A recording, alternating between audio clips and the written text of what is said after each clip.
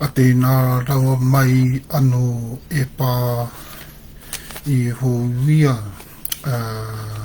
atua o ngā atua tapu o ngā tapu. Mana o ngā mana kia whakamoe mititia anu ai ko koe kātika. Ka tika rau ki tērā kia kōrero kia kia e pā he tika nei hoki kōkoe nā kia whakanuia, kia whakamoe mititia, kia whakahono rehia,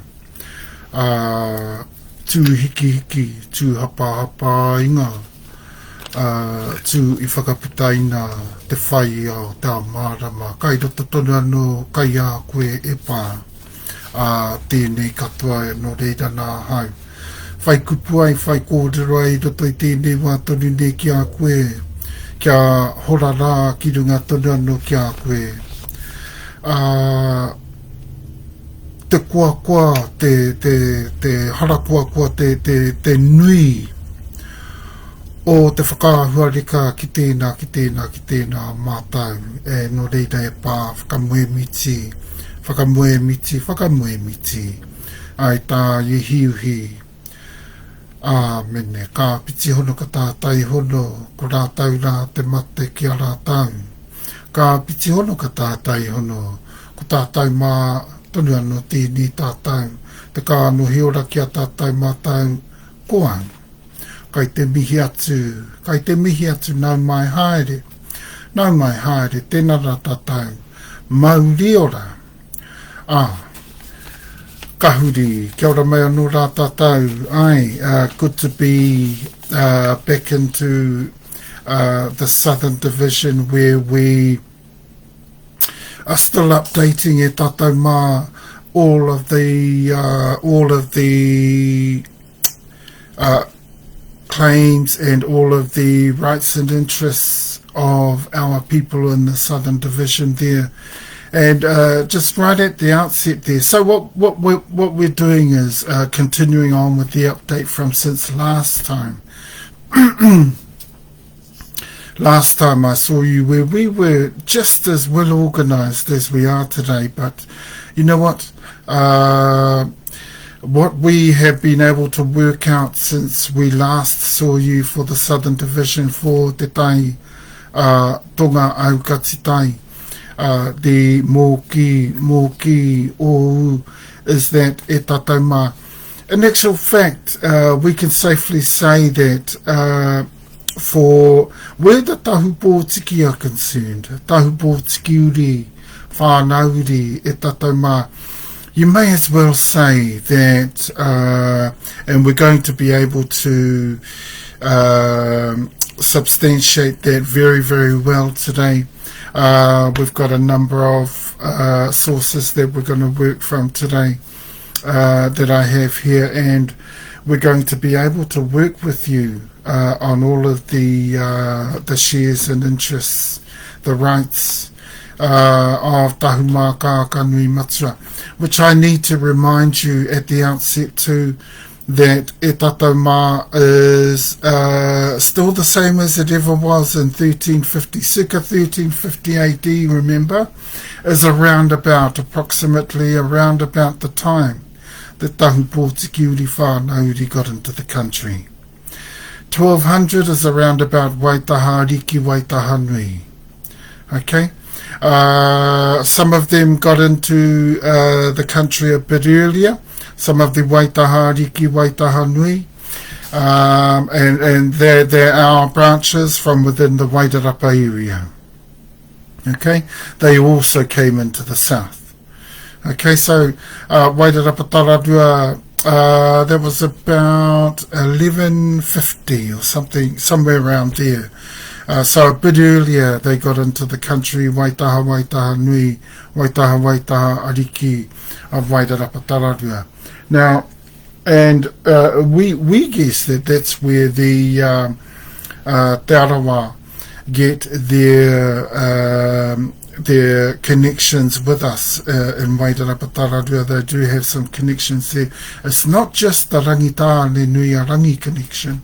We know that they have connections there with Rangitarangi, but that would also be from right throughout the Māmoe, Tahumaakaakanuimatua, and Kahu connections that they have. So Te Arawa, just a bit more there for the Te Arawa, that they actually have a lot more connections in Wairarapa than they would think, and also from right throughout Tahumaakaakanuimatua. But we already hinted a number of years ago, a couple of years ago in fact, that the Te Arawa have connections with us through Māmoe. See, so we let that out of the bag a couple of years ago. And also our connections and our interrelations with the Waitaha Nui. We let on about that, but we've only recently, it's probably only been a year or so, maybe a year or so, where we have consistently referred to Waitaha Ariki, those people into the West, the Te Tai Hauaurua AukatiTai, the Western Division, and we've mentioned that Te Arawa connections through Waitaha Nui have also been well noticed, and so just adding to that through Rangitarangi, but also independently and from throughout Māmoe.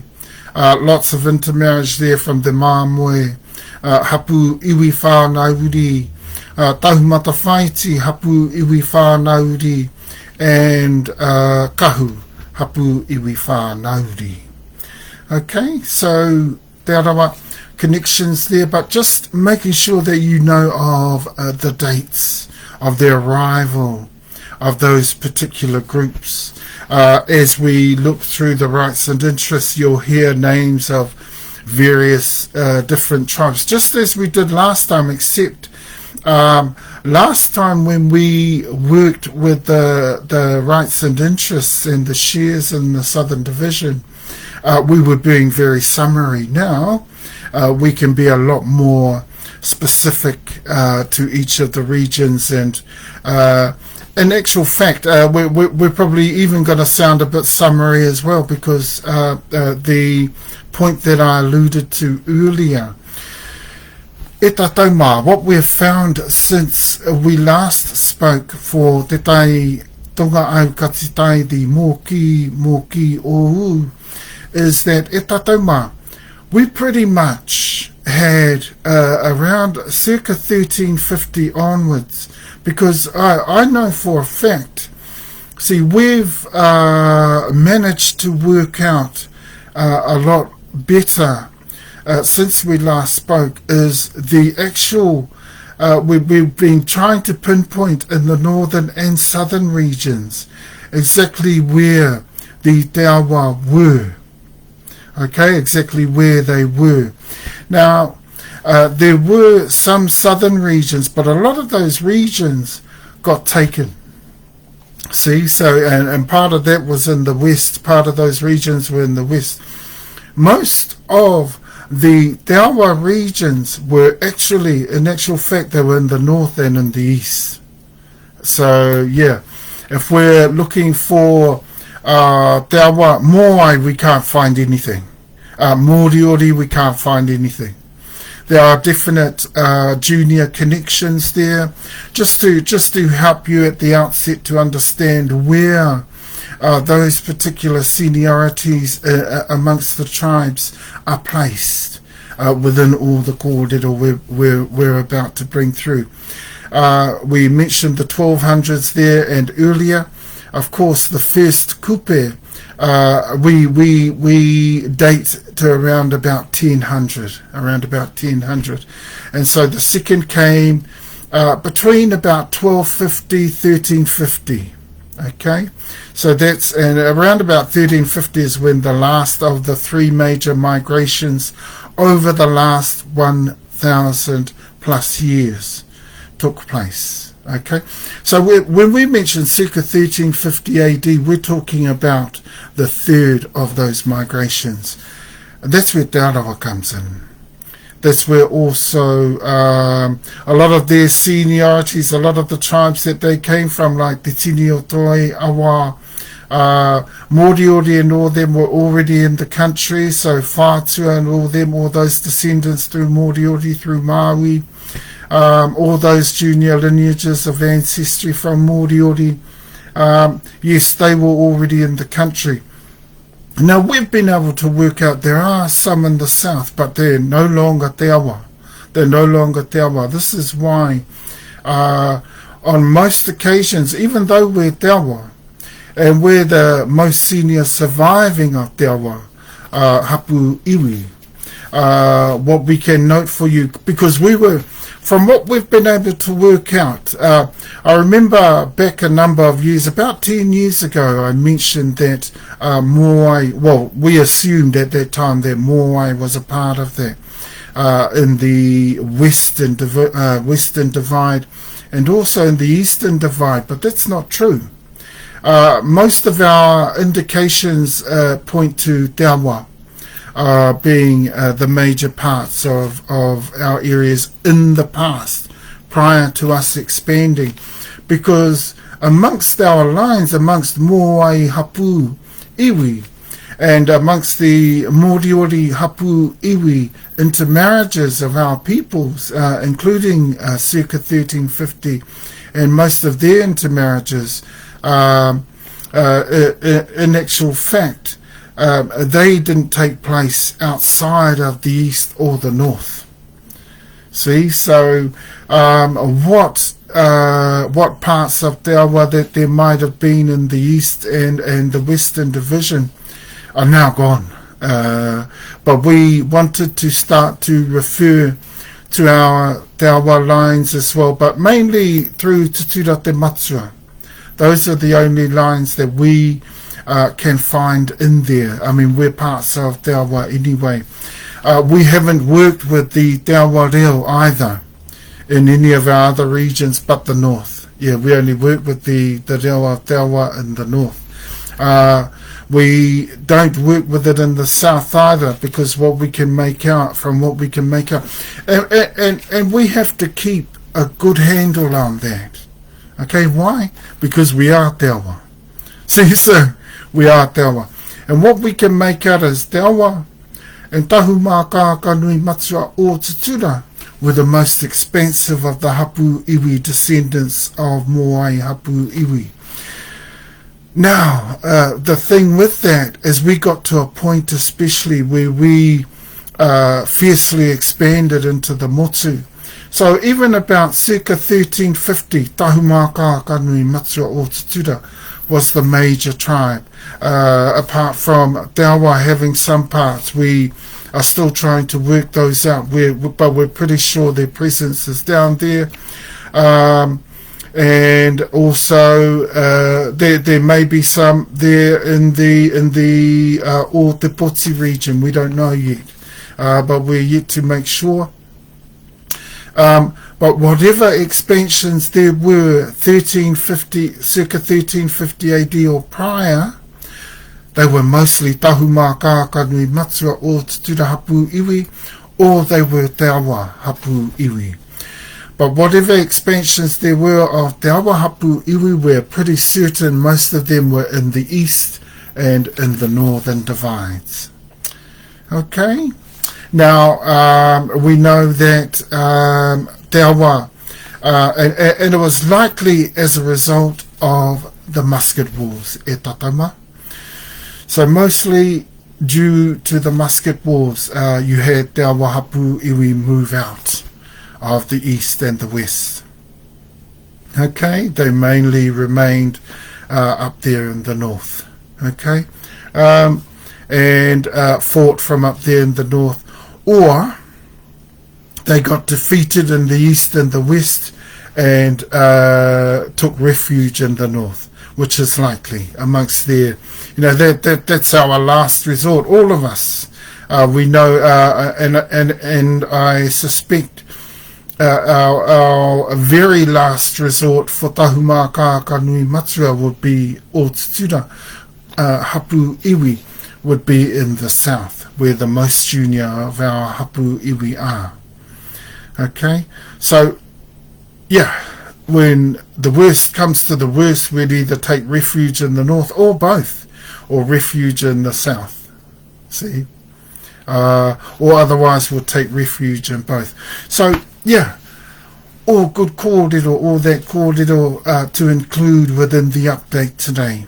Why? Because we're going to be focusing hard on circa 1350 AD. Awa also came into the motu. All those tribes that are important to the argument for the Southern Division are all circa 1350 AD or thereabouts, where they came into the country.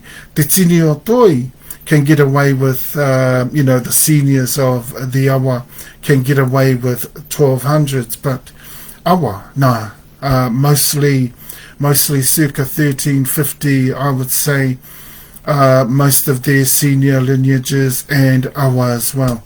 You have the Te Arawa as well, and a number of the more junior tribes of the country who got into the country around about that time. Okay, and the only other ones we know of that had to have come early, and that's because of their connections with Kupe, the first Kupe, and also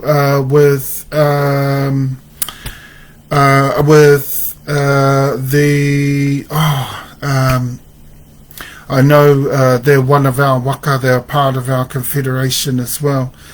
We have 8 waka, remember a couple of years ago, because people kept asking us about our waka. No one knew whether we had one, and most people actually thought we didn't, and actually I kept saying that they were wrong, but they didn't believe me, I think, a lot of them. And so we mentioned our waka, and we told them we've got 8. 8 waka, and Aotea, one of those, Matatua, another one of those.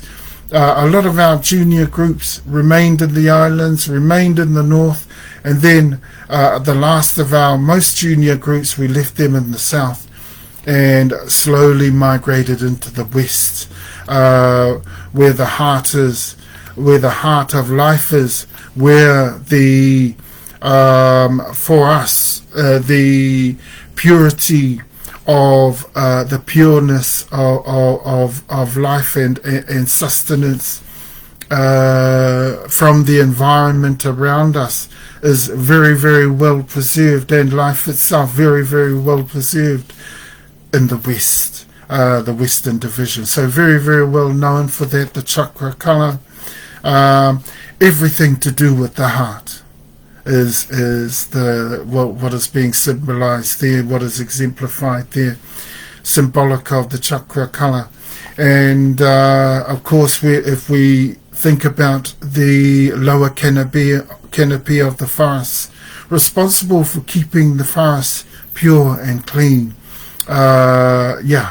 Wonderful how the lower canopy does that, and takes away all of the rubbish and stuff like that doesn't go down too well for growth and for life in general.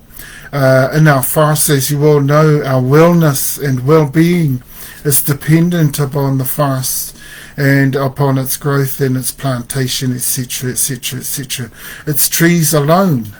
We depend on them for our health and our life sustenance. So it's no wonder the West is very, very well known for its ability to preserve life and quality life. We're talking about quality life. And the pureness of that, being able to preserve that in its pureness and its significance to us. The West is entirely entirely revolved around all of that sort of thing. So, welcome back e tātou mā into the update for the Southern Divide, where e tātou mā we need to understand, especially for Tahupotiki, whanau-uri, that they are still in the south there, and they do have some rights and interests, independently. But they're very, very tough to pinpoint, and in fact, probably a lot of their people, once we work them out with them, will be able to pinpoint those for us. But we do believe there are a number, especially down the eastern coastal areas, close to the coastal areas, and the same in Murihiku, Southland there, a number of shares, rights and interests in the most southern coastal areas. In the west as well, you have some, but there's bound to be a number further inland as well. Okay, now we have to work those out with the Tahupotiki Tahupotiki Uri whanau-uri, where they in being overlaid, in being heavily intermarried. I mean, we mentioned them last time we spoke. They being heavily intermarried, and not just overlaid, but overlaid probably about 3 times. So that's exceptional intermarriage. Almost exponential intermarriage, where from circa 1350, once they got into the country, they got to the most eastern coastal areas and the eastern division, into the west in Wairarapa, and from there down to the south. By the time they got there, was expansively Tahumaakaakanuimatua. So that's what we have for you today in the explanations and the descriptions of exactly, so that you know the exact positioning of everybody in the south there, where once Tahupotiki Uri whanau-uri got there, they were pretty much, once they agreed to all of the intermarriage, they were pretty much there for the taking. Okay, so for Tahupotiki Uri whanau-uri, for them today to be fully claiming most of the South Island is just, ghastly, out of, way off track, and way out of kilter with the rest of our heritage in the country. Being the originals in the country, we know very well that there's no way that could have been the case. And especially where Taua and Tahumaakaakanuimatua are concerned, or Tupuna, HapuIwi are concerned, TeTaiTonga, we cannot stipulate that any better than just to say that if there was any chance that they were actually there before us, then the call letter might be a little bit different. The situation might be a little bit different for Tahupotiki Uri whanau-uri, but they weren't. They were one of the last groups to get into the country. And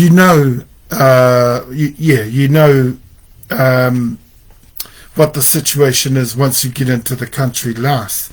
Once you get into the country last, and you are junior, you're very, very junior as they are. The same with Awa, the same with Irakaipūtahi. They're too junior.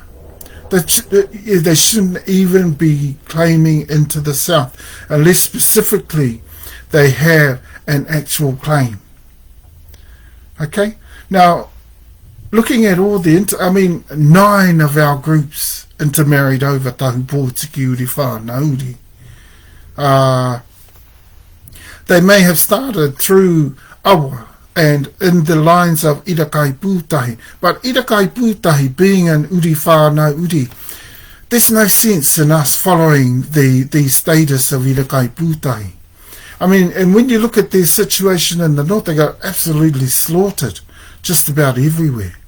And they even got slaughtered on the way back into Rarotonga for one of their journeys there. That was Paikea's lot. I mean, his most senior line, gone, the whole line. I mean, yeah, when you hear about disasters like that, e Taunaha, you've got to take notice and start to question the status that people of those lines claim. You've got to be very, very careful if you're from those lines and you're claiming that sort of status. Not a show in the world of any of that being the case. Okay, so we want to get a chat with the awa and the Irakai Pūtahi claims. We know that Tahupotiki does have lines there, but they also have lines from Tahumaakaakanuimatua. And those lines don't just come from Rākainui, though that's one of the most senior. And that's why they have the biggest say in the lines. And we know the use of our reo in the South Island. So we know it came through Tahupotiki whanau-uri in very, very early times. So we're talking prior to circa 1350 AD, e Taunaha, where Tahumaakaakanuimatua o Tutura HapuIwi and te awa HapuIwi, you know, they pretty much had the monopoly over most of the country because the expansion was huge. Groups like Moai, HapuIwi, from what we can make out, they expanded and they did quite well. And yes, they became iwi, but HapuIwi, but they did not have the consistencies to be able to expand to the extent that te awa o Tahumaakaakanuimatua o Tutura could. Moriori was in the same position. Okay, though they were able to get expansions, and do that very, very well amongst tribes. And remember, as a lot of our later tribes got into the country from Raiatea Tahiti, if you remember back, I shared with you Raiatea Tahiti, our ancestries, were the very first into the country. And we're talking 3,000 years. 2,000 to 3,000 years at Taunaha, that's a long time in the country. So when we're talking Moai, and we're talking Tahumaakaakanuimatua o Tutura HapuIwi, most of the clearest indications, although we know and we understand a lot of the kōrero from prior to there, go back to over 1,000 years, where we can find the indications there of the HapuIwi developments and the extensive growth from there into those three migrations we mentioned, one over 1,000 years ago, two 1200s, three around about circa 1350 AD. We're talking 1200s AD, and we're talking over 1,000 years ago. We're talking BC there, BC. So e Taunaha, we're getting really serious once we get into those time spaces, and we're talking about evidence from within those time spaces. And though we're working with a lot of that evidence still, there's no need for us to, we can pretty much relax because we know the evidence to be extensive. We know that we've got enough there to say, and that we were the only peoples here. Raiatea Tahiti were definitely the first to people our country. Okay, and we're the most senior descendants of those groups. Okay, that's Moai HapuIwi, te awa HapuIwi, and of course Tahumaakaakanuimatua HapuIwi, o Tutura HapuIwi, from out of Tutura te Matua, Hapu Uretarewa-Hapu, direct of te awa, most direct of te awa, most direct of Tāwhaki as well, and most direct of He Mai Te Rangi. So we have all three of those lines in our whakapapa. And also there are a number of lines of Uri whanau-uri and Hapu Uretarewa-Whanau-uri of Moai before we get to the top line there in Moai. But we are the HapuIwi out of there. So those are the essential consistencies, and then from there, after there is te awa, and then through Tutura there's us. Now, the thing is, having been the most expensive, that explains huge as to why our rights and interests in the country, even today, are so extensive, and why we found it hard in the end to find the end. Once we got into the south and we saw it so extensive on the east, we didn't think it was going to be so extensive on the west, and it ended up so we started to wonder, where the end was going to come from, and hopefully we've got the end results now. We've got the conclusions of our rights and interests in the country.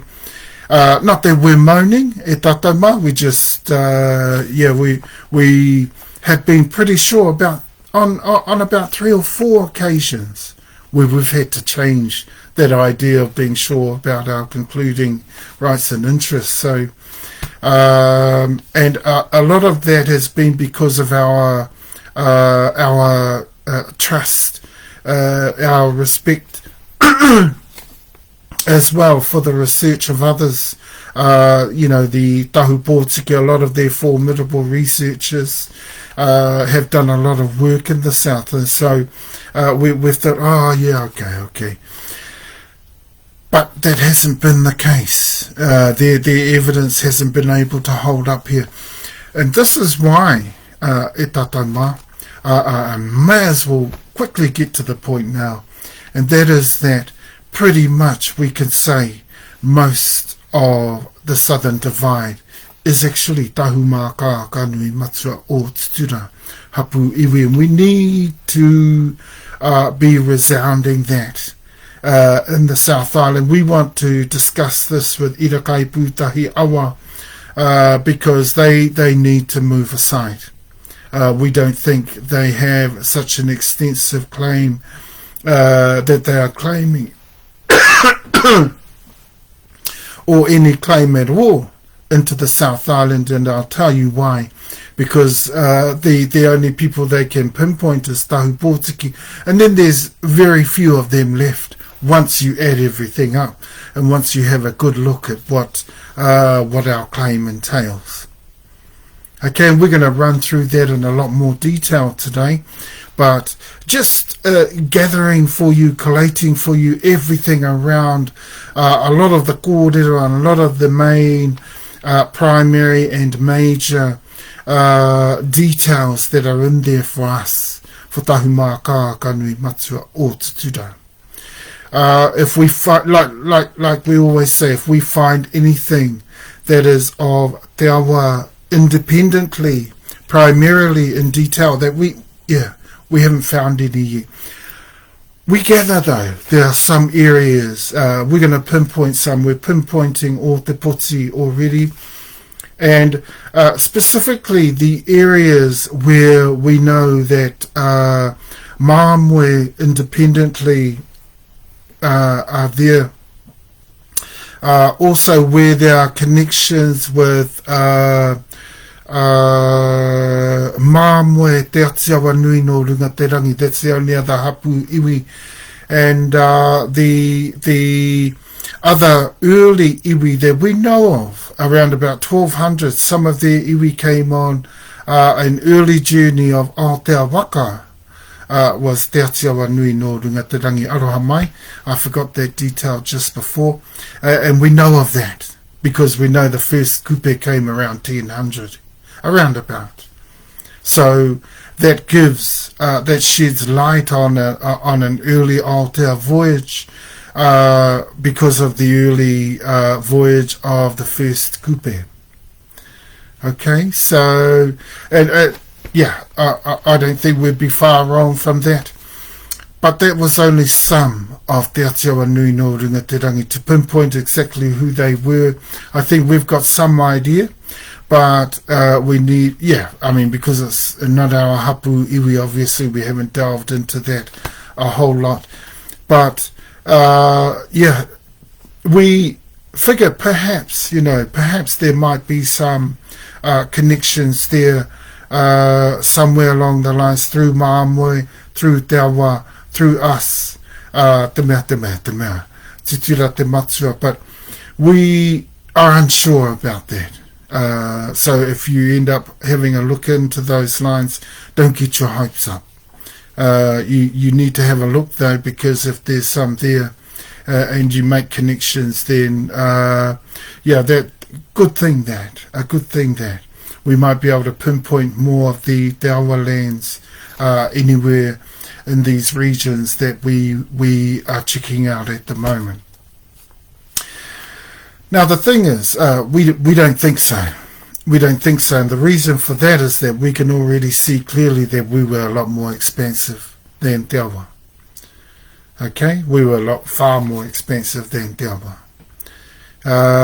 Also, what is obvious to us is that from throughout the whole of the Musket War period, I know we started to battle against the musket-wielding warriors of 14 tribes that came into Wairarapa and invaded Wairarapa Tararua, and spread into Wellington, Te Mea, South Island, top of the South, and leading into Kaiapoi, Te Mea. We know for a fact that those musket-wielding warriors, when they came in to invade our lands, that we started to battle against them. Mind you, we were using our tūturu weapons to start off with. First 4 years of that battle, we handled them with our tūturu weapons, and but they got smarter on us, and so we had to take up the musket pretty much to be able to battle them at being able to kill at the distance as well as up close. So. And that was the biggest difference. With the musket, you could kill at a distance. See, and that was all.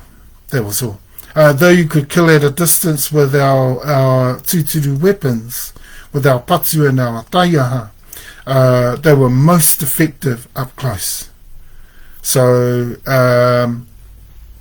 close quarter battle staffs are better up close, but they can be used at a distance. But they're not as effective as what a musket would be. So our warriors cottoned on to that and started to wield the musket as well, and did very, very well. In fact, we conquered most of the most northern areas of the east, all the way down right through into Wellington. We conquered there as well. Took the Wellington battle for the harbour, protected our harbour with all the gusto that we had, all of the prowess our warriors had, but with the use of the musket. And this is the thing that the ToaRangatira need to consider in Wellington. They've got their big claims out, and they've highly overclaimed. But however, they'll get that sorted as we start to get things sorted in Wellington. And we're not too worried about Wellington, actually, because we already know the story there. And so it's not worrying us how they've overclaimed. They'll soon get to know where their status truly is as we begin to move into Wellington and begin to sort things out there. But ToaRangatira, we're not the most victorious in Wellington area, and they did not take the most land in Wellington area. Okay, in fact, it was the United Allies that held most of the land in Wellington area. Okay, now we're not that silly. They're going to want to argue that, and we've got no worries with that. But whilst they reckon that they were real warriors with the musket, so were we. And we were far better than ToaRangatira, who made little wee incursions into the different areas that they went into, and Wellington included. They made little wee incursions into Wellington as well. Lots of different incursions, but little wee ones, because actually we held much of our land in Wellington area. Okay, and they're going to realise that when we get down there, we aren't even going to need to to argue that much, because the writing's on the wall. The evidence speaks for itself.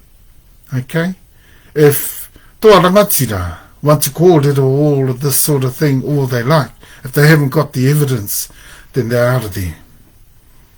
Okay? They're out of there. No evidence, no go. Okay, we got plenty.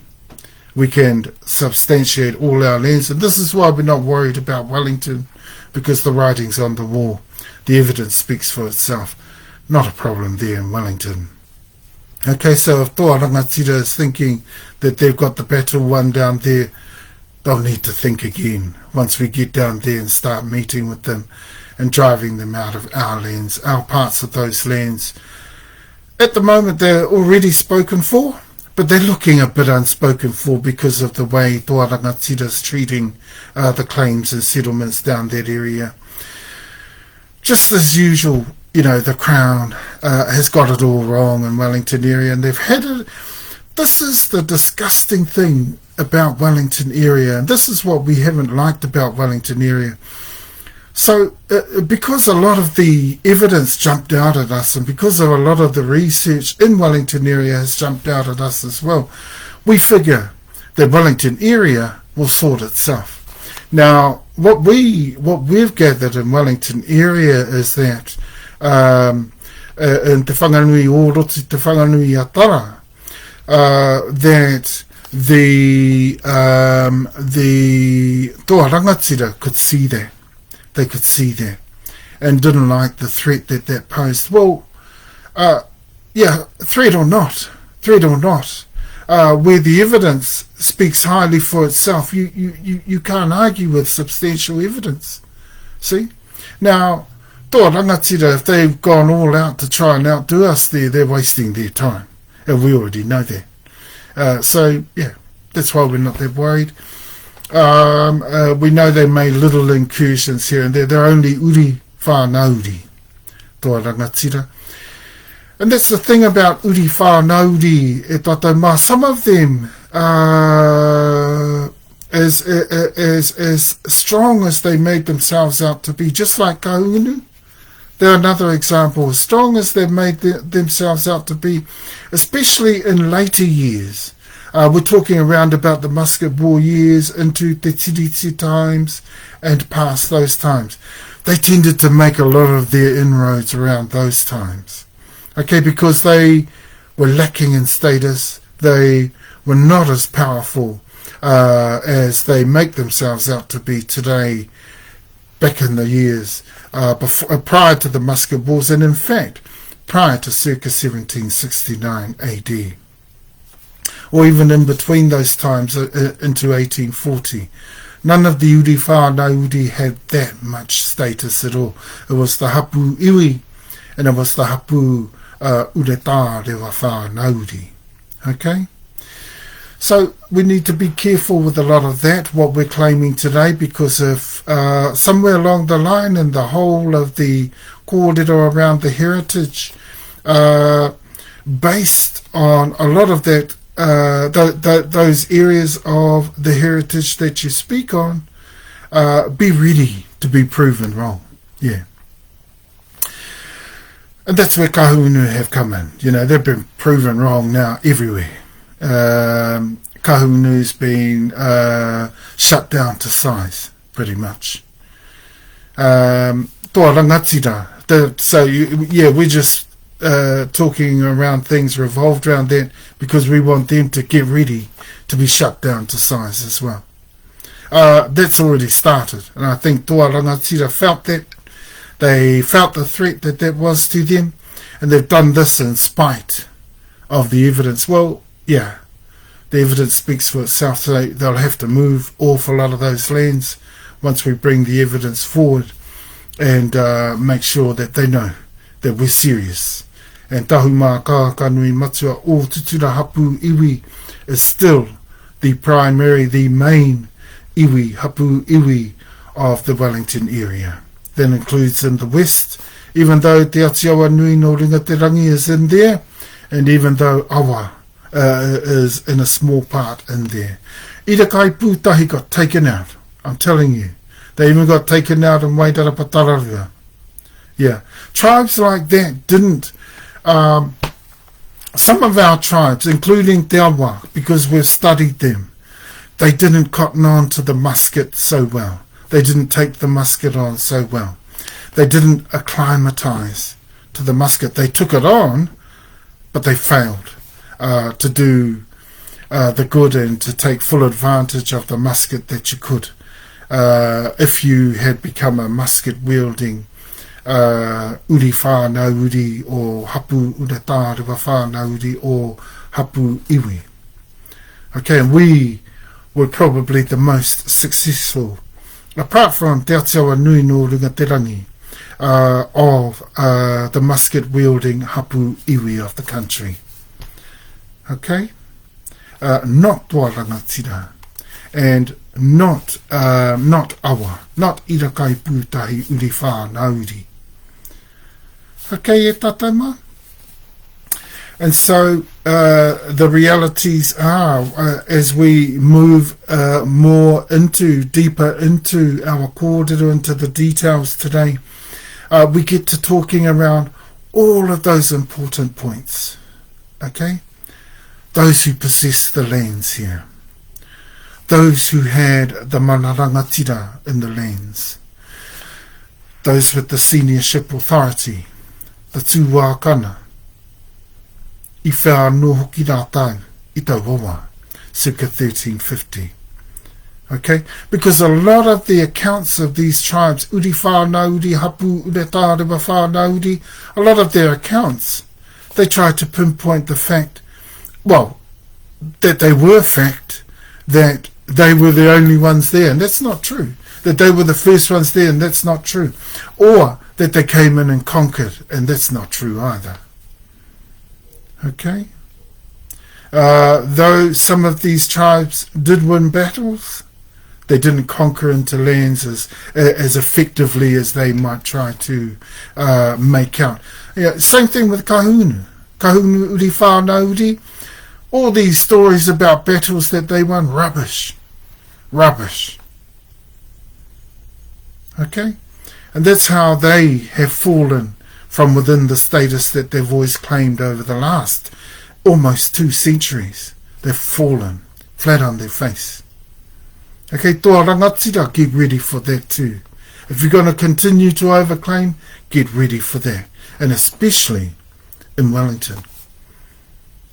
Okay? Okay, because we are still the major HapuIwi of that region. We are still the most senior. What we're hoping as well is that we might find some traces of Te Awa in the region. Okay, Wellington region. Be careful, who you're arguing with, because if you're arguing with Te Awa as well in Wellington region, you're going to find yourself hard pressed to get anywhere once the Te Awa come in. So we will, we're part of them, and we're the most senior surviving, but you've got to understand that when we talk Te Awa, we're on a totally different level. We're on a moai level that's right at central consistency, but okay, we might be junior to some Hapu Uretarewa-Whanau-uri and uri whanau-uri, but as far as an iwi goes, they're, apart from moai HapuIwi, are the next senior of the HapuIwi of the country. Okay? We are arguably today second and third. But if we do find lands of Te Awa, we're wondering, because we thought it was, there were moai lands. We thought the same in Wairarapa too. We thought the same in Heretaunga Wairua. But it works out, no, it could possibly be Te Awa, but we've already counted Heretaunga Wairua and Wairarapa Tararua out as far as Te Awa connections.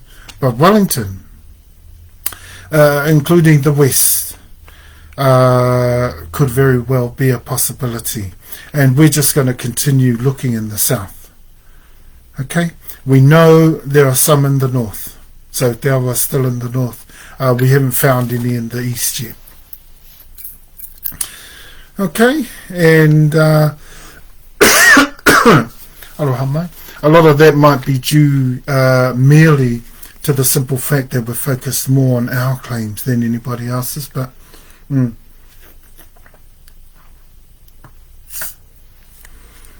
do have to make sure that, I'm glad I've got my cold water handy there.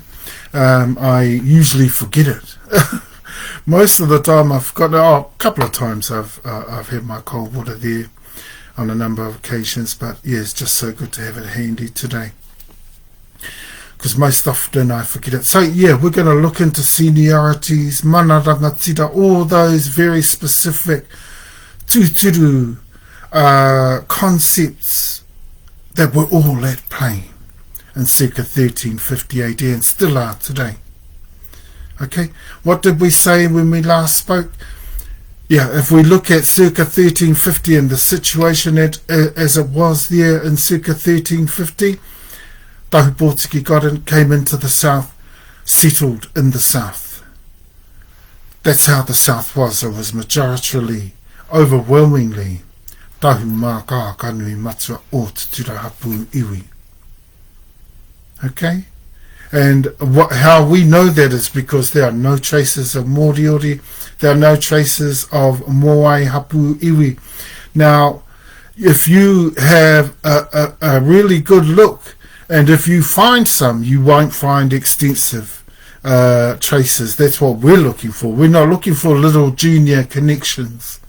And that's all we've found here and there. That's not really a find. What we're looking for is extensive lands, rights and interests in any of the regions. That doesn't mean to say that we're ignoring the small interconnections, but they're far too small to really claim. I mean, especially if they are HapuIwi. If they're of that status, they need to have something more extraordinary, something greater to claim into, especially if a HapuIwi.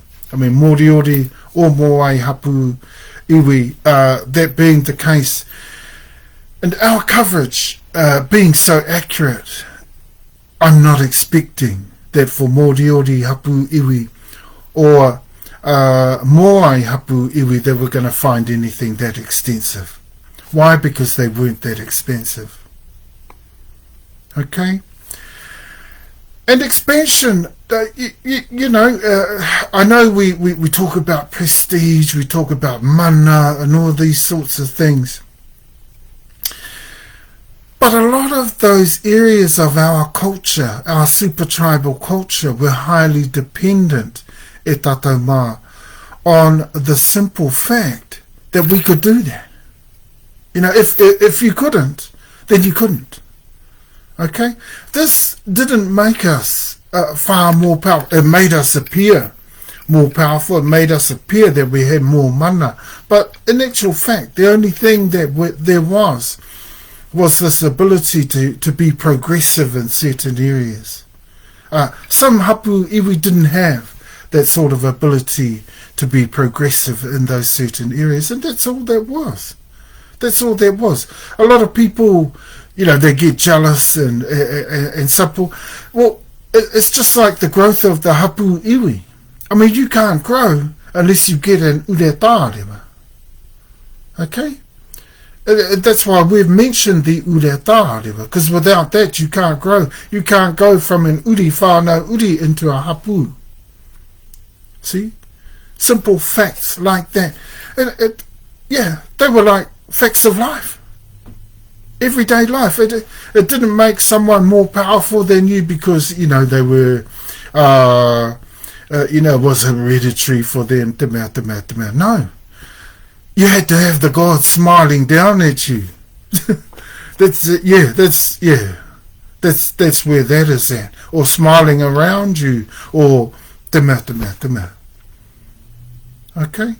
A lot of the time how things worked out in Uokoeko was largely because that was the situation for you and the situation for others.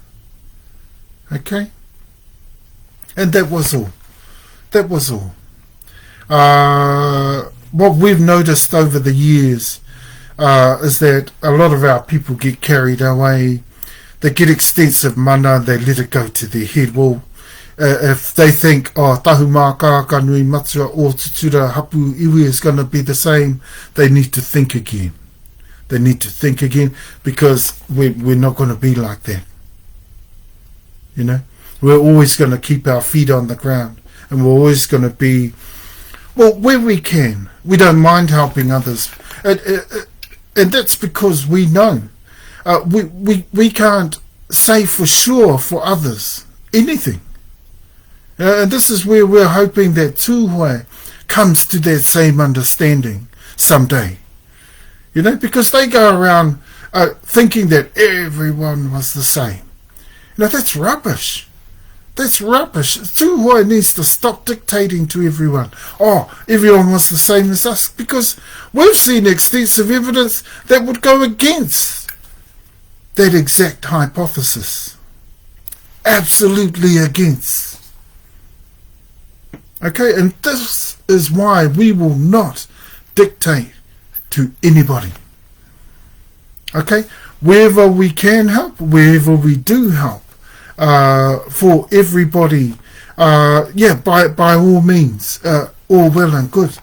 But we have to. You know, that's just the way our Tupuna mātua were organised. That's what they left for us. That's the situation at Tatauma, is that we were not the same as Moai HapuIwi, who were not the same as Te Awa HapuIwi. Okay? And we were not the same as Māmoe HapuIwi whanau-uri or Tahumata Whaiti HapuIwi whanau-uri. Largely we did things in a way that allowed us, the situation for us allowed us to, or we just did things differently anyway.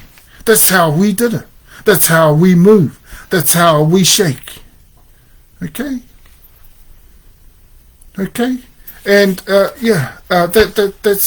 the specific thing. It's just like being Samoan or Tongan or Hawaiian. You know, you did things in a certain way that only you did. Okay?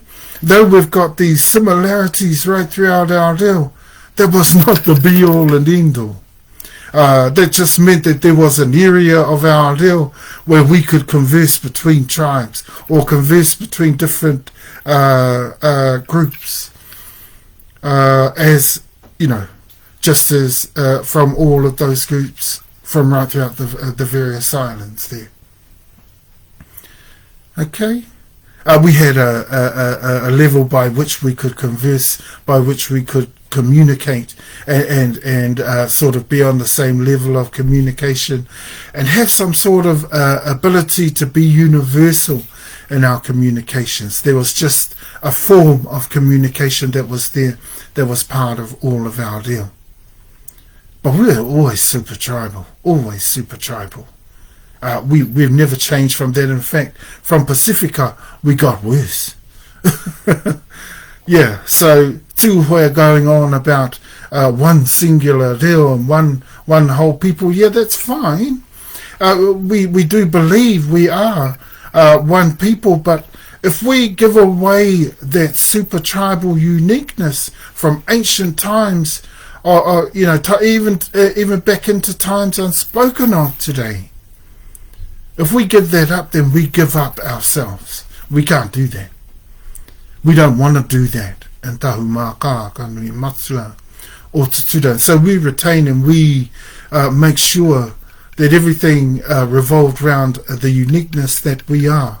As a HapuIwi, you have to get to HapuIwi level. E tatama, wasting our time with all these groups who are only uri whanau uri going on that they're HapuIwi, whatever. Hauki anu, hauki, yeah, you've got to, get up with the play, get on the same level, and if you're not HapuIwi, then forget it. Forget it. Okay, because you can't even, not even just talk on the same level or be on the same level, but you can't even get your people up to that same level. Okay, as many people as you've got. Okay, I think some of our tribes get carried away because they've got a lot of people and they think, oh yeah, we've got an iwi, whatever. Whatever. And we all know that one of the modern translations of the word iwi is a people. That actually isn't entirely true in the modern sense. Okay? When you look back to what a people was, tuturu, then you get the real definition of that particular word, iwi. In terms of being a people, we're talking about a HapuIwi. That's a people. Okay, you can't just have any old tribe, and just because you've got a lot of people, you can call it a people. Yeah, that's one of the uses of that word that we dislike.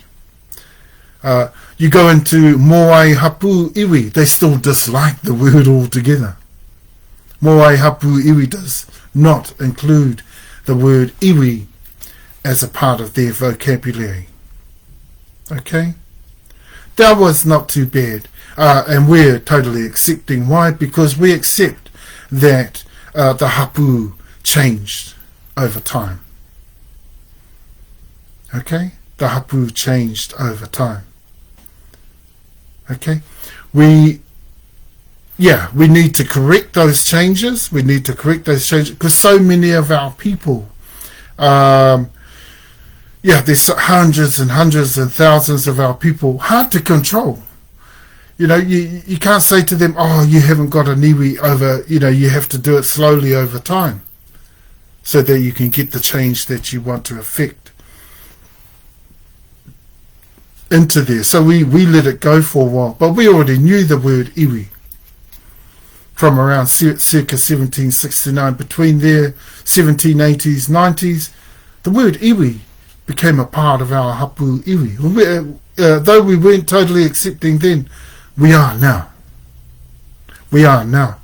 But for the sake of the tuturu meaning of people, we think it should be retained. Not for today's modern translation of what a people is. This the true definition of a people, tuturu, this is 1769, circa 1769 AD and prior. That's a HapuIwi. That's what a people is to our Tupuna mātua. That is what a people is in Te Ao Kohohatu. We need to go back to there, and we need to start our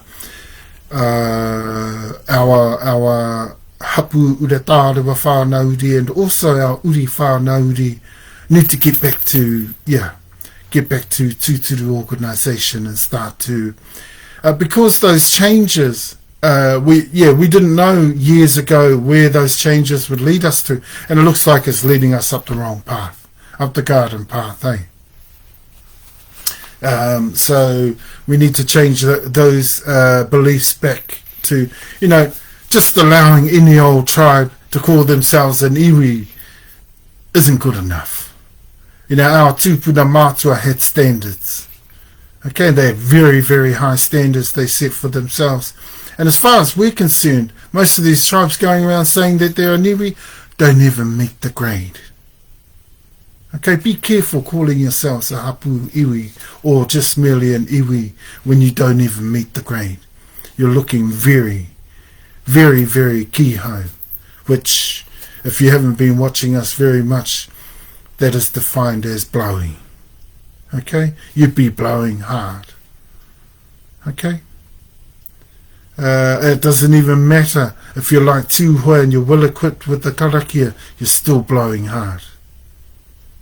Okay, and though you might have ariki and chiefs of a very high caliber, you're still blowing hard if you haven't got the Uretarewa to establish upon.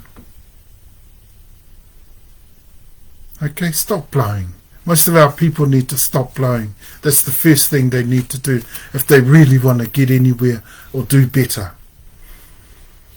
Okay, and we don't mind letting a lot of our stuff out there publicly, but we need all of that kōrero, all of those taonga tuku iho respected, highly respected.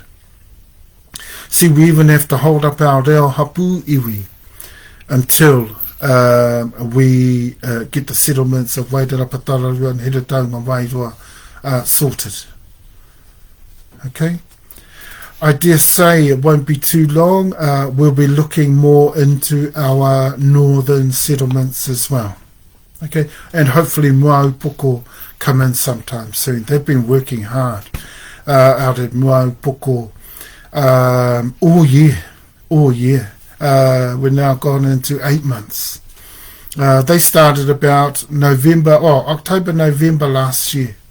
So they're doing really, really well. I say we'll end up with some kōrero from them, and we'll have to go out and meet with them and start working with them. Now, what we're going to have to do, and we think that the Crown will have the same ideas as we're most probably, and it would be for the best for them. I mean, we're thinking of them mostly in the case of their claims within the lands of Tahumaakaakanuimatua, and also their descent lines and their ancestry, the whole of their tribal culture, their reo te mea. We're thinking of them, but we're not going to be able to give them a chance to argue the point. Yeah, that's how we're going to be with Uokoeko. There's not going to be any chance to discuss the matter, because again, just like Wellington, the evidence speaks for itself. Too substantial. You can't argue against something like that. Okay? As much as you might be used to being Uokoeko, this iwiized tribal group who never was, think carefully. Uokoeko, if they want to continue on that road. I mean, we'll leave them to continue on that road, but they've got to realise any time we come in, we're not going to give them a chance to continue on that road, because they never have been iwi. They never have been. Okay? And that's a simple fact of life. One of those facts of life from out of Dao Kōhatu. Okay? Get used to it, e tatama. Get used to it and fall in. Fall in. Most of our junior groups are so many hundreds of thousands of lines junior. Gosh, if I was one of them, actually sometimes I wish we were, because it'd be less work for us. It'd be less work for us, We would be able to just relax, put our feet up and enjoy life. Why? Because all the work's done for us. If we were more junior, we all we need to do is just relax. The problem with most of our people, and this is one of the biggest problems in this space, is most of the junior groups, they think this is all about a good old mana munch, and they go straight away on a mana munch ride. Why? Because some of these seniors don't know any better, and they're doing the same thing. See, that's a lot of the problem, is that they've all got bad senior examples in the space. And this is why groups like us, we tend to show out. Why? We're such good seniors. We're very sharp, very powerful seniors, and very, very onto it. In this space, every area of the space is covered by us as well. It's not just because of our seniority, but our chiefly status. We can walk that talk, see? And everyone notices, see? But just so long as everyone is clear, we're not here to dictate to anybody. That's not what this is about. Okay? Just as long as they know. If anything helps, good, good. All sweet and dandy there. Everything is true. Right there. But if, if we are like, if let's look at Tūhoe again for an example. If we were ever going to be like them and dictate it to everybody that everything should be like this, like that, that else should be like this and like that, gosh, yeah, if I was part of Tūhoe, I'd feel like an idiot. And in actual fact, part of the reason that I left at a number of years ago, I think that was back in 2011, 2010, 2011, I think, oh, it may have been, 2010, yeah, around about 2010. Yeah. Because I had hardly had enough of, Tūhoe in the space has started to boast. And I'd never known that.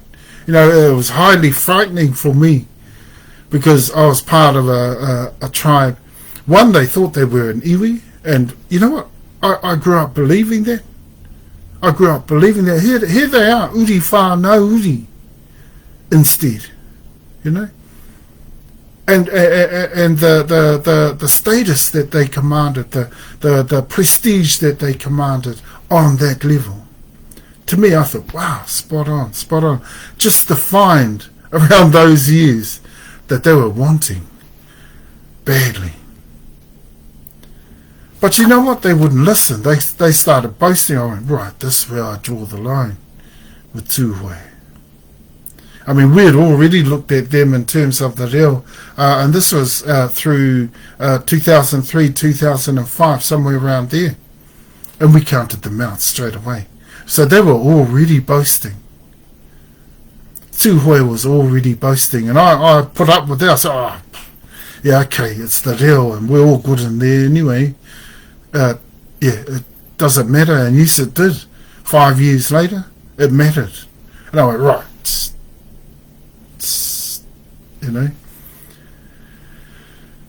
Tūhoe, they were gone. I was pretty happy to pull out, but yeah, there were lots of other things going on there as well. I mean, I had senior siblings that, thought they were entitled to trample my life, my kids, my whānau, trample my line, top line and Tahumaakaakanuimatua. They didn't like Tahumaakaakanuimatua for a start. And that was pretty clear and understandable as to why. Why? The oldest ones were more. What else could they do? So I dumped a lot. What else could I do? And these are the sorts of situations that... but you've got to make a decision, one way or the other. You've got to make your decision and you've got to stick to it. You've got to stick to it. And I've stuck to it right through.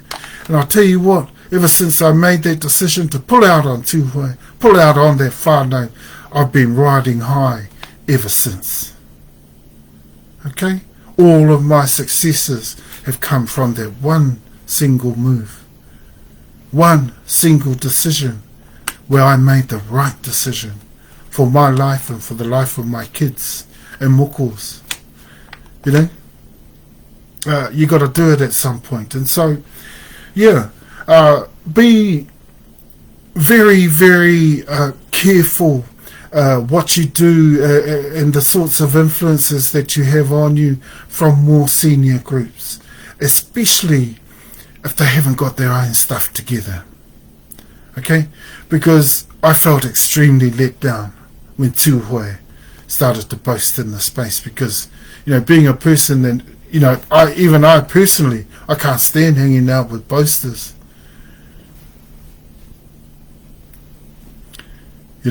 How frightening did that become once I realised I had some elder siblings that were boasters. In this space though. They weren't naturally boasters, but all of a sudden they became that. Why? Because they chose to play a part, and chose to play a part, and they were silly to do that. They shouldn't have done that. See, this is one of the problems with the gangs. They think they can jump into any space and actually handle that. They really need to calculate that a lot better. because a lot of these groups, gang groups, okay, there might be some that do. There might be some on a regional level that do, and they actually do well. But yeah, you've got to be a lot more calculated and a lot more careful and scrupulous about that move. Because as soon as you move into a space like this, once you look blowy, everybody knows. Okay? Everyone will notice in this space. Okay? Same the other way around. When you don't look blowy, everyone notices that too. Okay, all of a sudden I had older siblings that were blowing hard, and they still are. They are still blowing hard.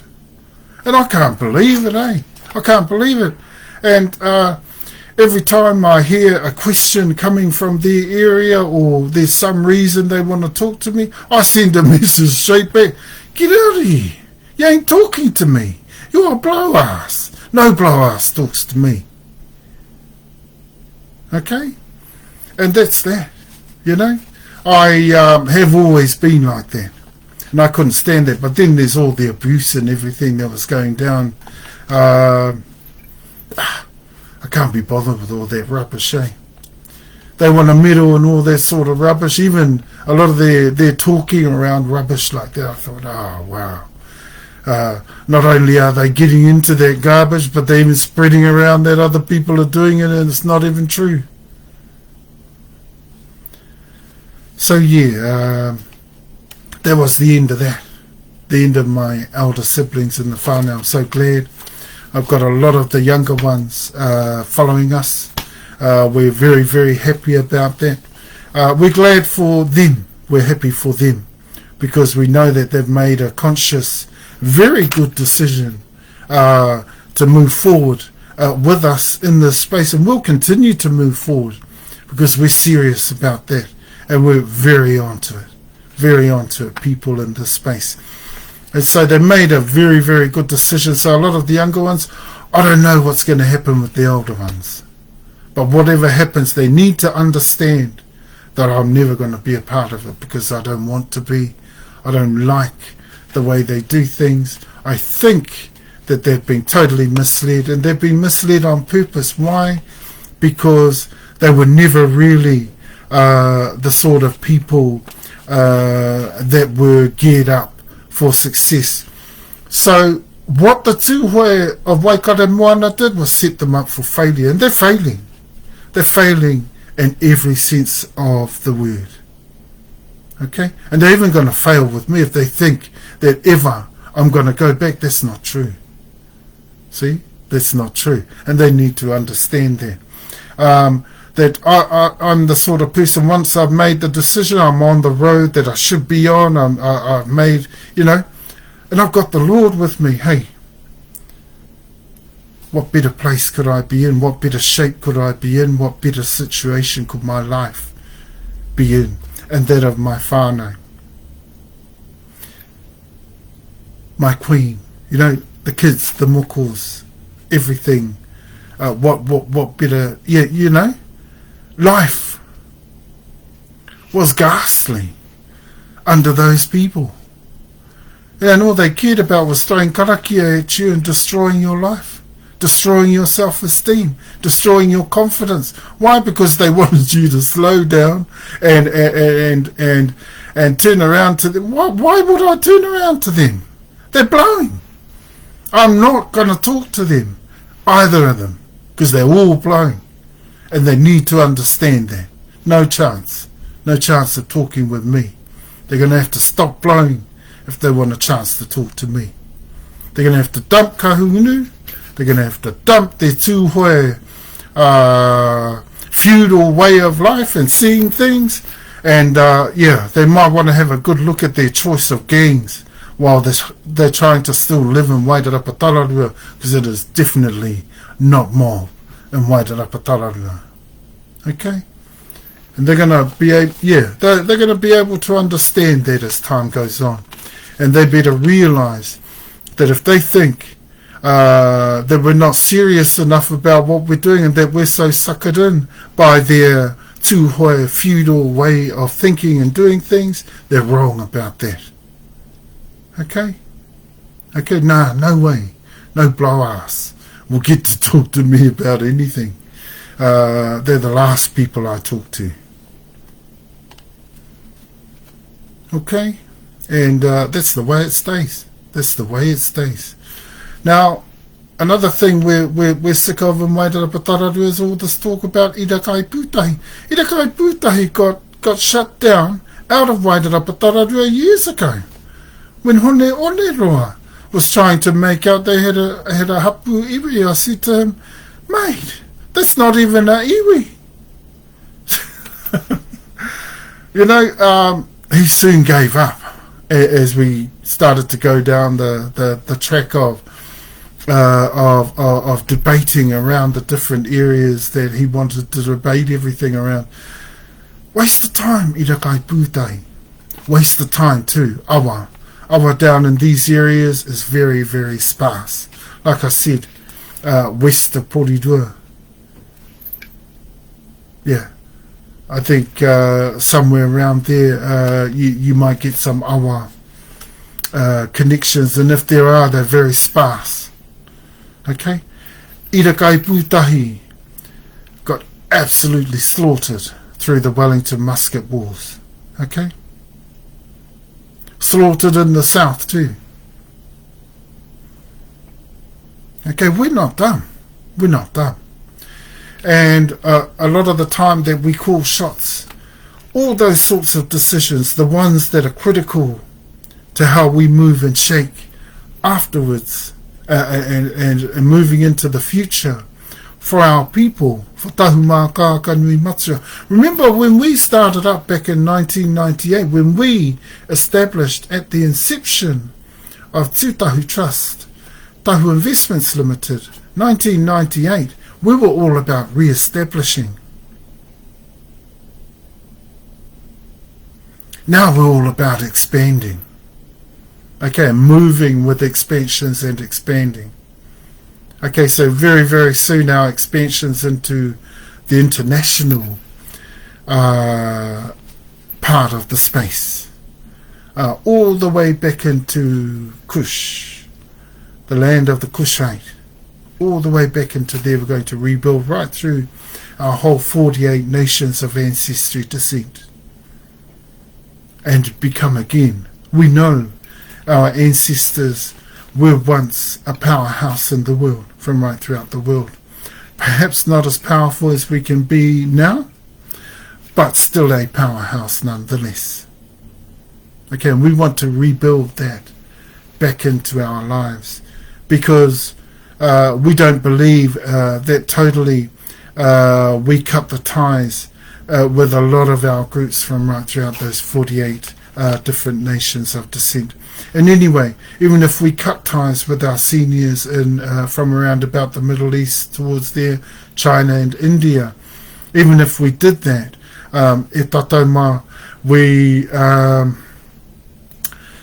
we certainly are not doing that now.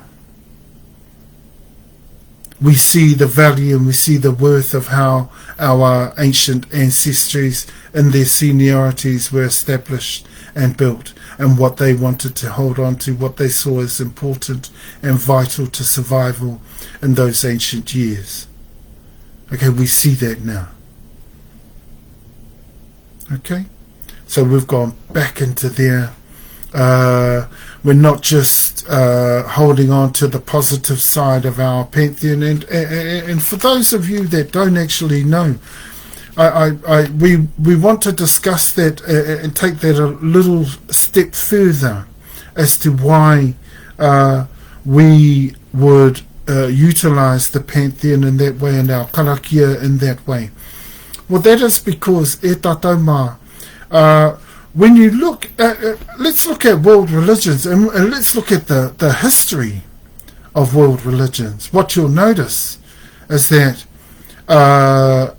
religions that, like that of our Tupuna Matua, that was built around a pantheon, it was pantheonist, it was naturist, all those things that, got to the lower rung. Okay? They were right at the bottom of the world and always have been there. Okay? This is the sense. This is Tahumaakaakanuimatua o Tutura HapuIwi thinking. We think, oh, well, okay, our Tupuna mātua weren't perfect, right? They held on to some things that weren't so great. Attracted some negative reaction from around the world. What did they try to do? They tried to take us over. They thought, oh, since we're a cult, since we're repugnant, you know what? We can't look after ourselves. See? Now, that means to say that for us, for Tahumaakaakanuimatua o Tutura HapuIwi, to us, for us, what we needed to do was make some serious changes. Okay, so what did we do? Took out the negative, we took out the occult, we took out the repugnant, and we held on to the rest. And you know what? The Lord's fine with that. And as long as we've got the Lord's, agreement, in fact, we're pretty sure the Lord had a hand in that. So yeah, hold on to all the rest, that's fine. Some people might say, oh, but the Lord says, the Lord's word says this and that. Okay, I know what the Lord's word says, but this is what the Lord said to us. He just added to his word. Okay, so we're fine with that. We're happy because we can still be Tuturu. We can still be ourselves. We're a people who have struggled over the last 2 centuries to keep our customary ways about us. So very glad we can still hold on to what the Lord had made us, had built us, had formed us to be and created us to be in the world. It's just a pity our ancestors made some wrong decisions and went along with the occult world. That the Lord wants nothing to do with anything like that. Or repugnance, nothing whatsoever. But anything else, okay, fine, obviously. Okay. Okay, and the Lord's word says, give up yourselves. I think what the Lord is saying in that word is that give up those things that you do or that you think or that you feel close at heart to, that I can't stand. Give them up. That's what he's saying.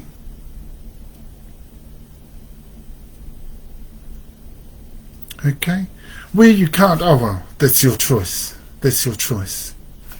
And we can't stop people from doing that. Like I say, the Lord allows you to have your free will, and you have that. But be very careful about those decisions that you make of your own free will. Because that can also, just like if you gave those up, that sets you up well for the future. But just in the same vein, if your own free will says to you, oh, I'm going to remain repugnant, remain occult, then believe you me, you're going to go on a track the other way. Okay? You're going to end up on a whole different track. You won't get to walk with the Lord. Okay? The Lord will still care for you, try to do as much as possible. But at some certain point, where you walk into the realms of the evil one, gosh, I couldn't think of anything worse for anybody's life, to walk in that way. But once you're going that way, that's the way you're headed, and that's the way you end up.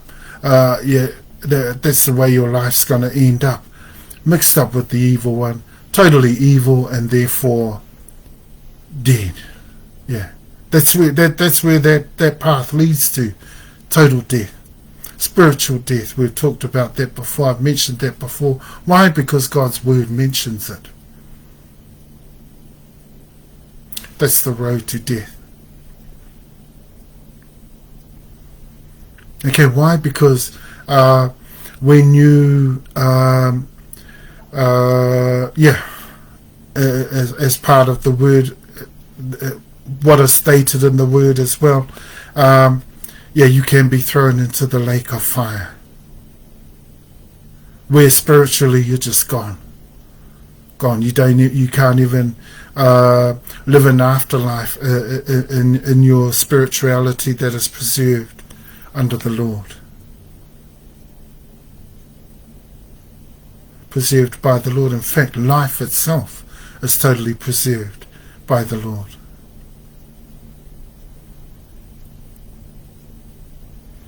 And he has also the power and the authority over life or death. Okay, that's a powerful God. That's a very powerful God. But there's a lot more to that. But I just wanted to explain the nature of the decisions that we've made over time that have brought us to the successful situation that we now have. Hopefully it's helpful for others. That's why we like to share those sorts of things. And hopefully people can start to make changes in their lives that, you're encouraged. You're not forced. No one lives in fear of the Lord. You don't have to. You don't have to do things if you don't want to. There is such a thing as your own free will, but be careful of the decisions you make from there. Understand which side you're living on, which side of life. You want to live on God's side, that's life eternal. See, that's where that leads to. You want to live on the evil one side, that leads to death, total. Okay, the word, God's word, makes that very, very clear. Okay, and so, look, getting into our kōrero, where we talk around tūākana, we talk around chiefship, we talk around a paramountcy of the highest order, we talk about a taiōpuru of the highest order, therefore 8 waka in a confederation, one of the biggest in the country.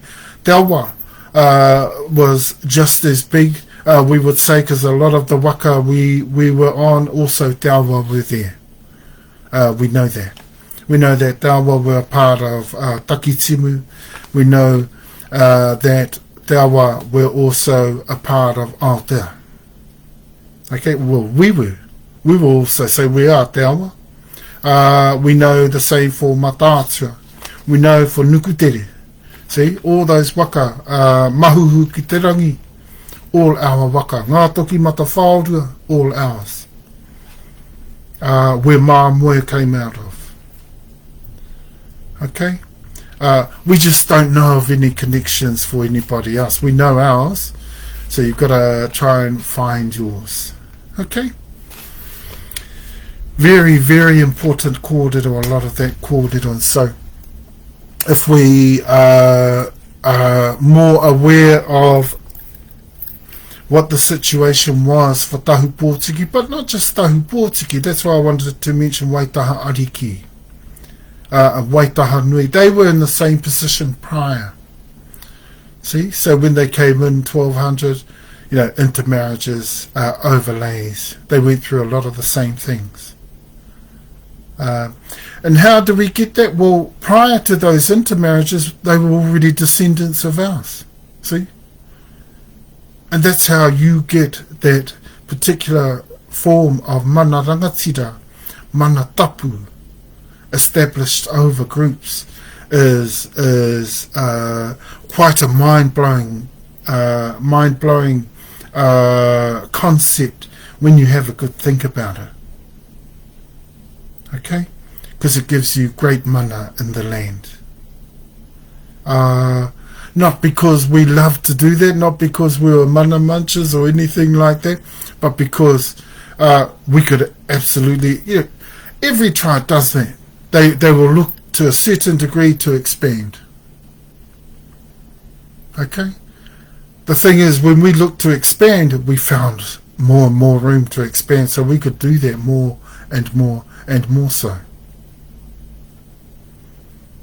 Okay, so expansions were a big thing, and even with incoming tribes. I mean, Tahupotiki was already from us. They didn't have to come here. They didn't have to come to the South Island to intermarry into us before they started to have uri that came from us. I mean, you can't change that situation either, just like how we've said in the East. Okay? We mentioned that in the East. Okay? For irakai pūtahi, you can't change things.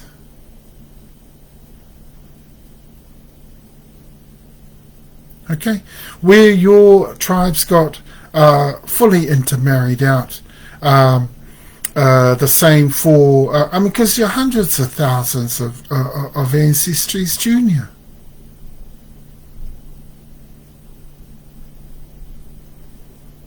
Okay?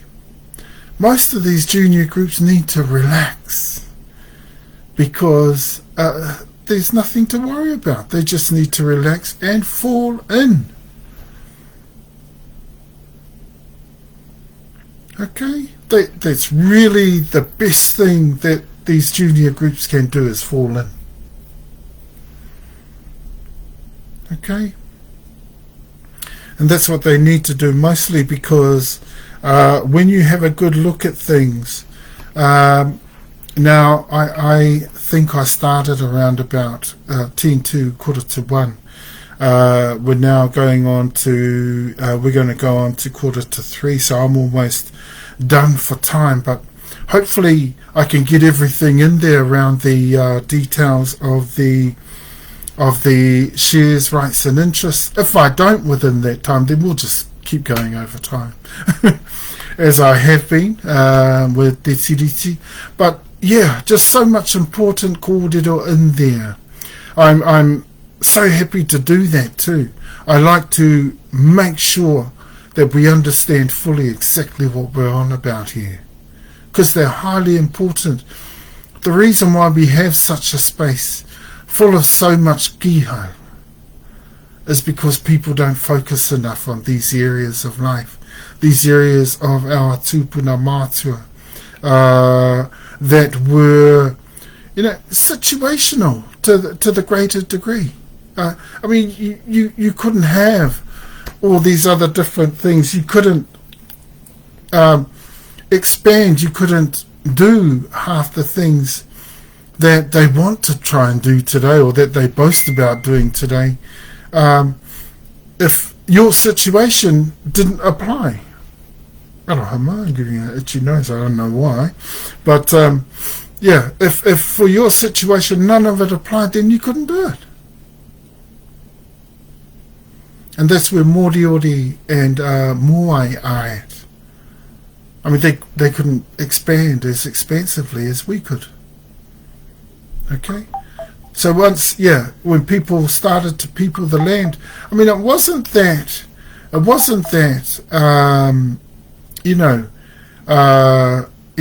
the outset, it wasn't that, I mean, where we didn't people land or where tribal boundaries were, I mean, it wasn't true that, let's say if we were the first tribe to get here, we didn't have a right to the whole of the land. No. Some people, I think, they think they have a right to the whole of the land. No, you grow into the land. You have a right to where you set up home, etc., etc., etc. You have a right to hereditary rights to lands, but you don't have a right to claim the entirety of a country, no. And that's why things ended up in the way that they have, where Moai is concerned, where Moriori is concerned, te mea. Okay? You only really had a right to those of the lands that you were in use of. You couldn't stop someone using land, let's say if by radius you could only people, say, within 100 miles or so. Let's say that was Tutura. It's not, by the way, it's not, but let's just say that was the case. Then anyone outside of that, if they landed into the country, they might come and see and say, oh yeah, we're parked up around there, about 100 miles out. We've got all that land around 100 miles out, around there. You can't stop them. You can't stop them. And especially if they're your relatives. Okay? But in the lands that you've already inhabited and that is in use for your personal use for your tribe, yes, you can stop them from there. But if they come into your lands and they start to want to integrate and expand amongst your people, they can do that. But they have to do that under your laws, under your rules. So that's largely what happened to Tahupotiki. See? Tahupotiki uri, whanau-uri. Whether they liked it or not, they were already Tahumaakaakanuimatua. They got into the country, they were even more Tahumaakaakanuimatua by the end of all that intermarriage. And this is why we question the right of awa, and we question the right of irakai pūtai. And when you look at their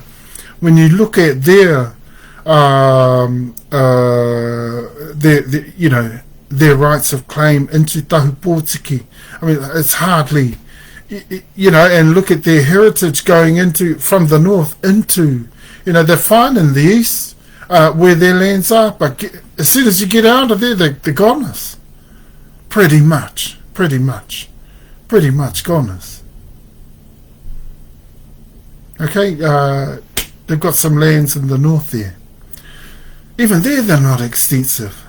Ngāpuhi is more extensive in the north. Okay? And that's one uri whanau-uri, but that's only in the north. Ngāpuhi scratching outside of there.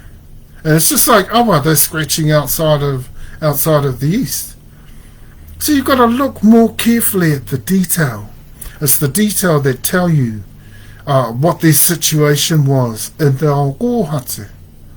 And these groups weren't that expansive. Okay? Alright. I mean, even, Ngāpuhi, far from the main landholder up there, but definitely they had some extensive claims up there. They have some extensive, they intermarried into groups like Māmoe, Tahumaakaakanuimatua, groups like Moriori, who were already very expensive in those areas. Okay? And they were awa. Okay, and they're another 1350 tribe. But very, very lucky are Ngāpuhi because they managed to expand into lands up there. And it's a little bit obvious that they did that, yes. But they did that amongst some very powerful senior lines as well. See? And that's the good of having the 6 HapuIwi tribal lines. They're all senior to them. And they whakapapa into them. Why? Because of all of their intermarriages. Okay, why is that key to telling where Ngāpuhi's claims are? That is key to telling where their claims are, because most of those uri, what did I say, around about 70% of those uri are all from those HapuIwi. Okay, but you're going to get the other 30, once you finish looking at the whole 6, that 30 becomes what, 18. Okay, 180%. Okay, 330s and 330s, 60 and 60. 120. Sorry, 120, not 180. Yeah, and so you've got a lot more extensive land up there for the Ngāpuhi, though they were intermarried out. But yeah, far from the most extensive.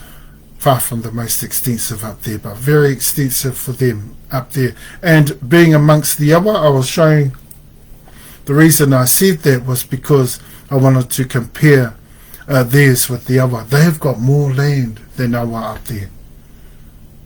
Far more. Okay, though they're a part of awa. What you'll find is Ngāpuhi have more land than they do. Okay? And smart, strategic intermarriage can happen both ways. Okay, it might be only 30% hereditary for the juniors, but that's the smart thing about the situation that Ngāpuhi is in, that you count 6. Yeah, you've got 6 HapuIwi there. Okay, they might be all senior, but each one of those 30% adds up to 180%. Right across the lands that they claim into. See? That's a lot of land. That's a lot of land.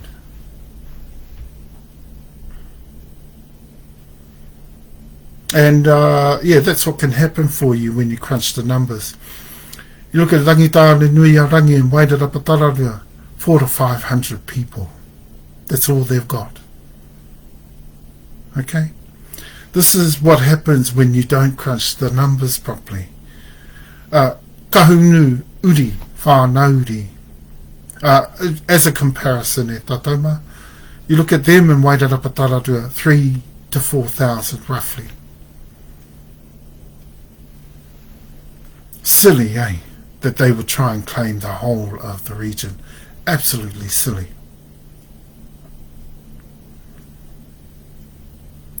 Okay, and so we need to be focused on that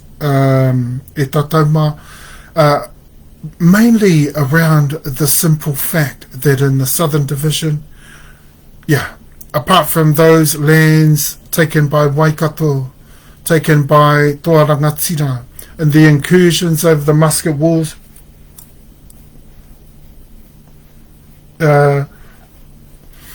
which are very, very few and not very extensive, by the way. Same in the top of the south. Not very extensive lands at all. But the incursions of the musket wars are noticeable. Okay, they are noticeable. But we think that they knocked down a lot of juniorships in the process. Where they did knock out the awa, they might have been the lands a bit more inland, but the awa would have been more part of the nucleus of lands, like central Canterbury. Okay, our history goes back into the most junior of La Kainui being the most the strongest and battle hardened and strengthened, powerful, with prowess defensively in those areas. Okay, so wherever Taua was taken out, okay, that might be as clear as it might be able to be told for us, like in central Canterbury. You can't find the evidence to be able to substantiate that. And that was always there was always going to be a difficult one for us, but we haven't found any yet. And we knew that. And sometimes we'll look into something that's difficult to find. But so long as we go into there knowing what to expect, and what we expected is what we got. Yeah. So perhaps we are the te awa in those areas, which would mean that it wasn't te awa land, it was Tahumaakaakanuimatua land, right in the nucleus. And so we pretty much claim to the whole of the Southern Division. That's the point that I'm getting to. And we claim that now. I know I didn't say that when I was previously on. And what you'll notice in my last kōrero for the South is that I slowed down when we got to the West, because I started to realise that actually a lot of what I was saying could actually be proven wrong as we moved on and continued to work in those areas amongst our shares, amongst our rights and interests into the South Island, because of the simple fact that Tahupotiki comes from us. Tahupotiki, they came in at a time when we were extensively expanded into the South Island as well. And they came in at a time where our mana tapu was at its heights. Okay, we've managed to, in such a short time, and even over the last 2 centuries, we've struggled madly to peg all that back, where now we're actually looking like we're actually going to get back to that pretty quickly, and pretty surely, and pretty exclusively. Okay, we were at our heights in circa 1350. From there into 1769, we were still a growing and expanding powerhouse into the country. So was Te Awa. Hello, not long after that, everything starts to fall down. Especially amongst Te Awa. Yeah, the most senior Moai, Tahumaakaakanuimatua. Okay, we're talking 1770s, 80s, 90s. We get to 1815. Everything starts going out the window between there and 1830, 32, 33. Things change dramatically, especially in the north. Why? Because we're almost halfway through the musket wars.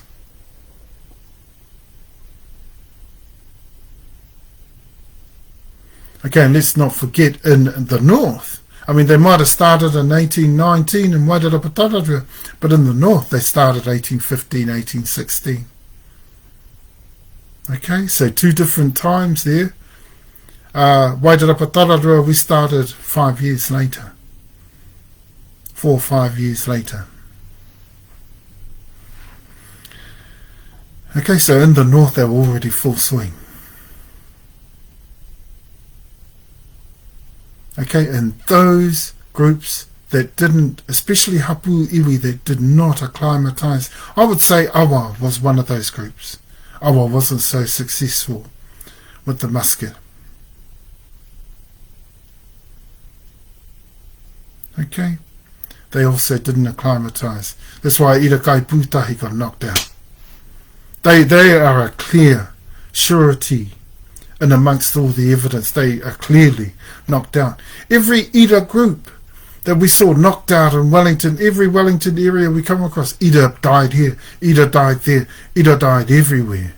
We checked all those ancestors and they're all Ida kai pūtahi. And that was significant for us because we had 7 Ida groupings that we knew were significant to us and being able to foretell our heritage in those regions. So we had to look up each of those lines every time. We found slaughterings of Ida. They were Ida kai pūtahi. Okay? 9 times out of 10, and we're talking significantly, they were always Ida kai pūtahi. Okay, and that's how serious we are about that. So yeah, Ira kai pūtahi, you know what? Well, once we get talking with them, we're going to ask them, do not claim into the south.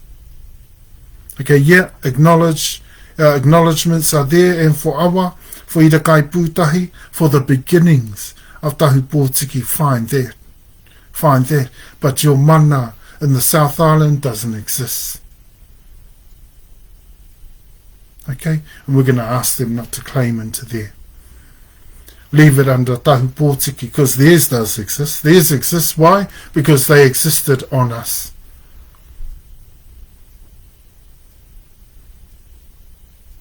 Okay? And that's where Tahupotiki's growth came from. But then, you know, questionably, arguably, they're actually Tahumaakaakanuimatua. Okay? Through Ngā Kainui, mostly. Who are those 9 groups again?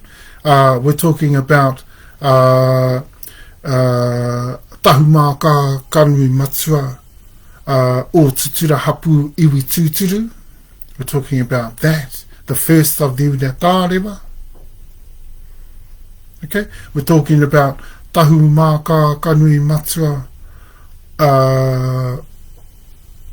Te Tama. Sorry, I just about said all Tutura. It's not all Tutura, it's Te Tama.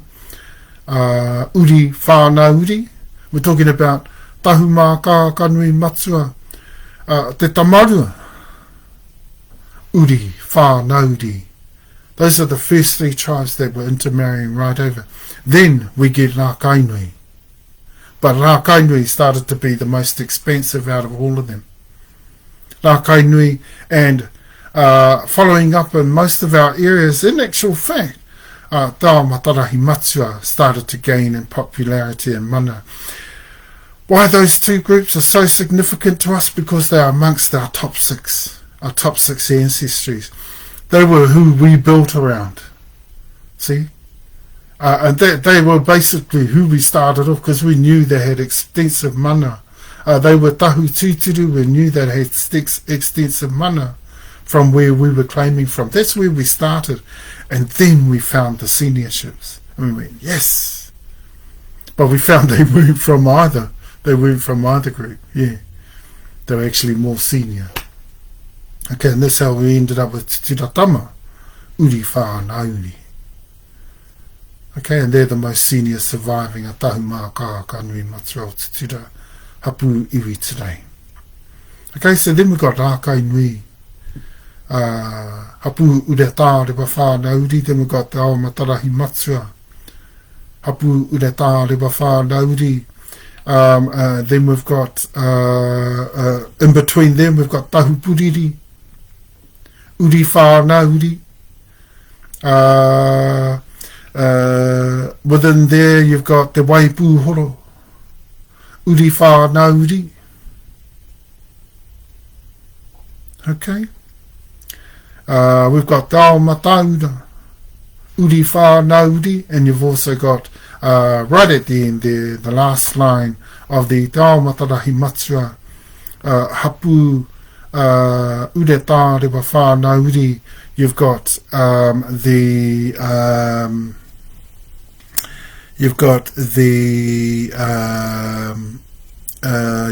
Te Whatu Iapiti, who are Tuturu, Tahumaakaakanuimatua as well. They're the last line of Te Aomarahimatua, and they are Uri whanau-uri as well.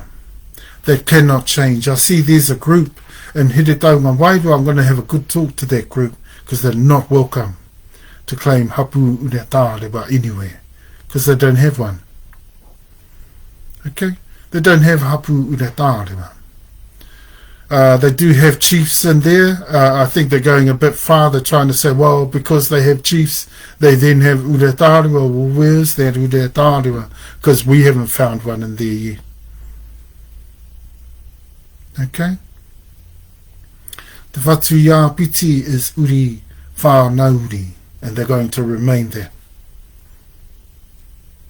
Okay, so whoever the group is up there in Heretaunga Wairua, we'll have a good chat with them once we get up there, ready to settle up there. We're pretty certain that our lawyer will be pretty quick to pounce on groups like that, trying to claim extensive mana and status when they don't clearly have that. Okay, they are actually the beginning of our most tēnā lines from throughout the whole of our iwi. HapuIwi is Te Whatu Iapiti. They're the first line of tēnā, of genealogy. They're the first line. Okay? The top 6 ends at Te Waipuhoro. Okay? And they reach right into, through Te Rangitataia, the second, they reach right into Moteo. Again, who are also Rākainui, Ira Tūroto Rākainui, which is their senior line of descent is Rākainui.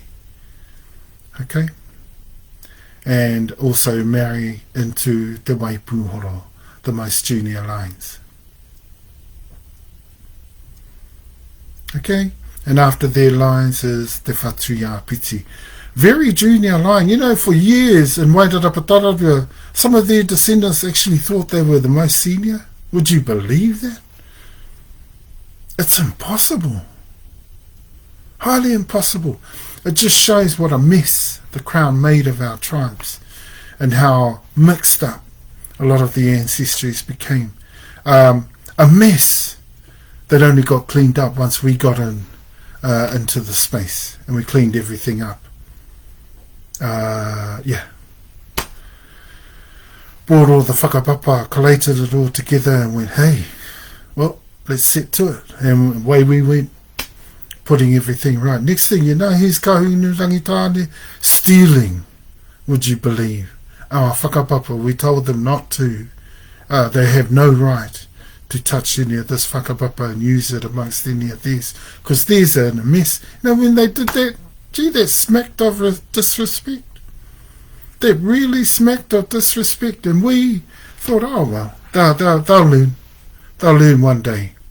Kahunu rangitane, and hello, here we are. That day draws nigh. Okay? And so if we look at the lines of Tahumaakaakanuimatua into the South Island, yeah, you might as well say we claim right from this point in time the entire of the Southern Division. That's less those lands that are lands from those groups that made incursions during the yeah, so I thought I should say that, and rightfully so, that the whole, including the Southern Alps, are within the entirety of the Southern Division. That's what we claim. Okay? And rightfully so, because Tahupotiki being totally ours, we believe in the whole of the process. Intermarriages from right throughout circa 1350. And we're talking, yeah, Te Ao Matarahi Matsua, we're talking the serious intermarriage with Uokoeko, we're talking Māmoe, we're talking Tahumata Whaiti, we're talking Kahu. Before we even get into Waitaha Nui, and that's after Waitaha Ariki. And then we're talking one tribal group later, that's after Tahupotiki Uri whanau-uri, you get Waitaha Arangi, who is the only group out of all those groups that are junior to them. Yet they can still intermarry and get a higher ratio of descendants that come from those lines descending into Waitaha Rangi. Why? Because of the senior line to the Tahupotiki that the Waitaha Rangi then came from and got taken over through our lines in the process of overlay. And what is that? That is intermarriages right through your main line over a whole of a generation, moving on into 3 generations. 3 generations of overlay gone.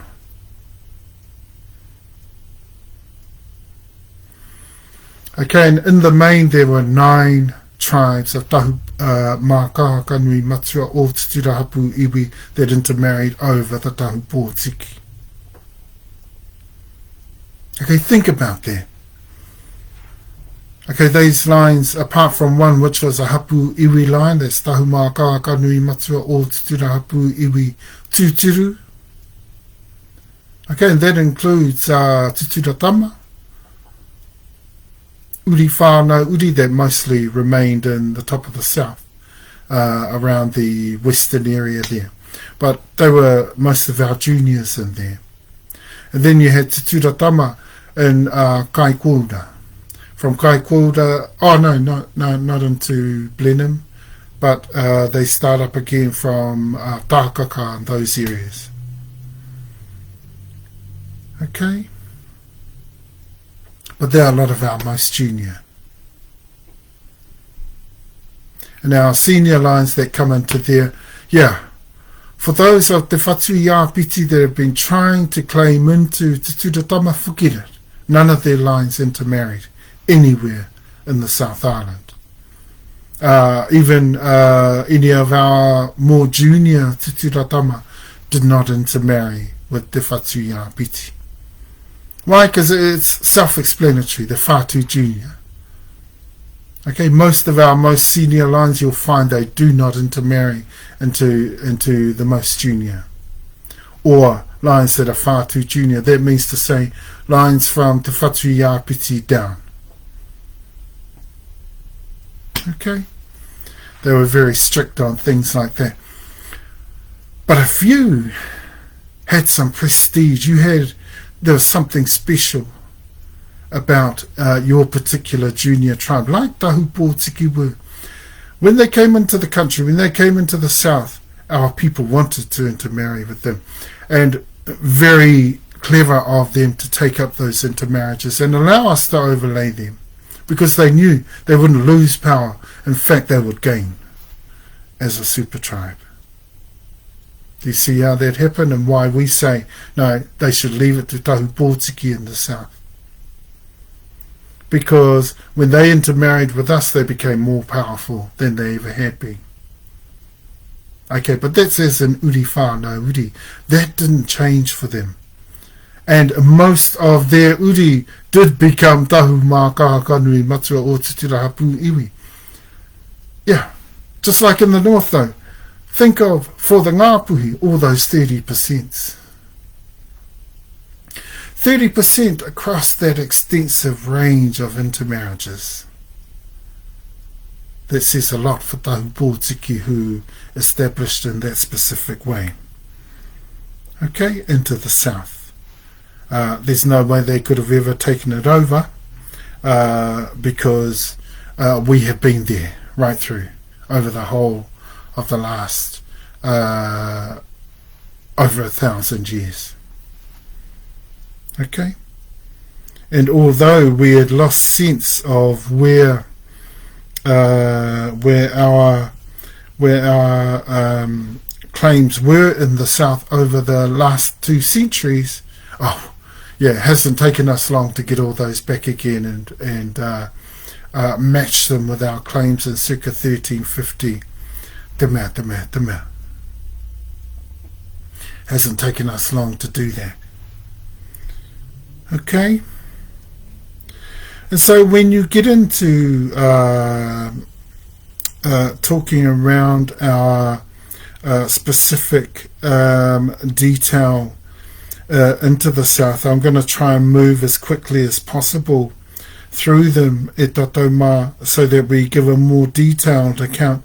I know we did for the east, we weren't too bad, but we could have been still a bit more detailed, and like how we mentioned it from Kaiapoi, and we're talking the whole of Kaiapoi. We might as well say that the whole of these areas, same as what we're going to have to do in the top of the south. All our areas we're going to have to claim under Tahumaakaakanuimatua.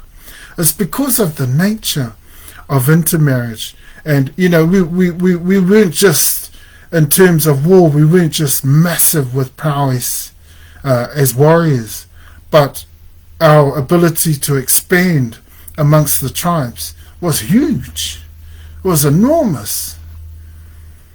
And so we must do that into the south and claim right into the whole lot, bar those lands that came from the incursions through the musket wars, the pakanga pūatua.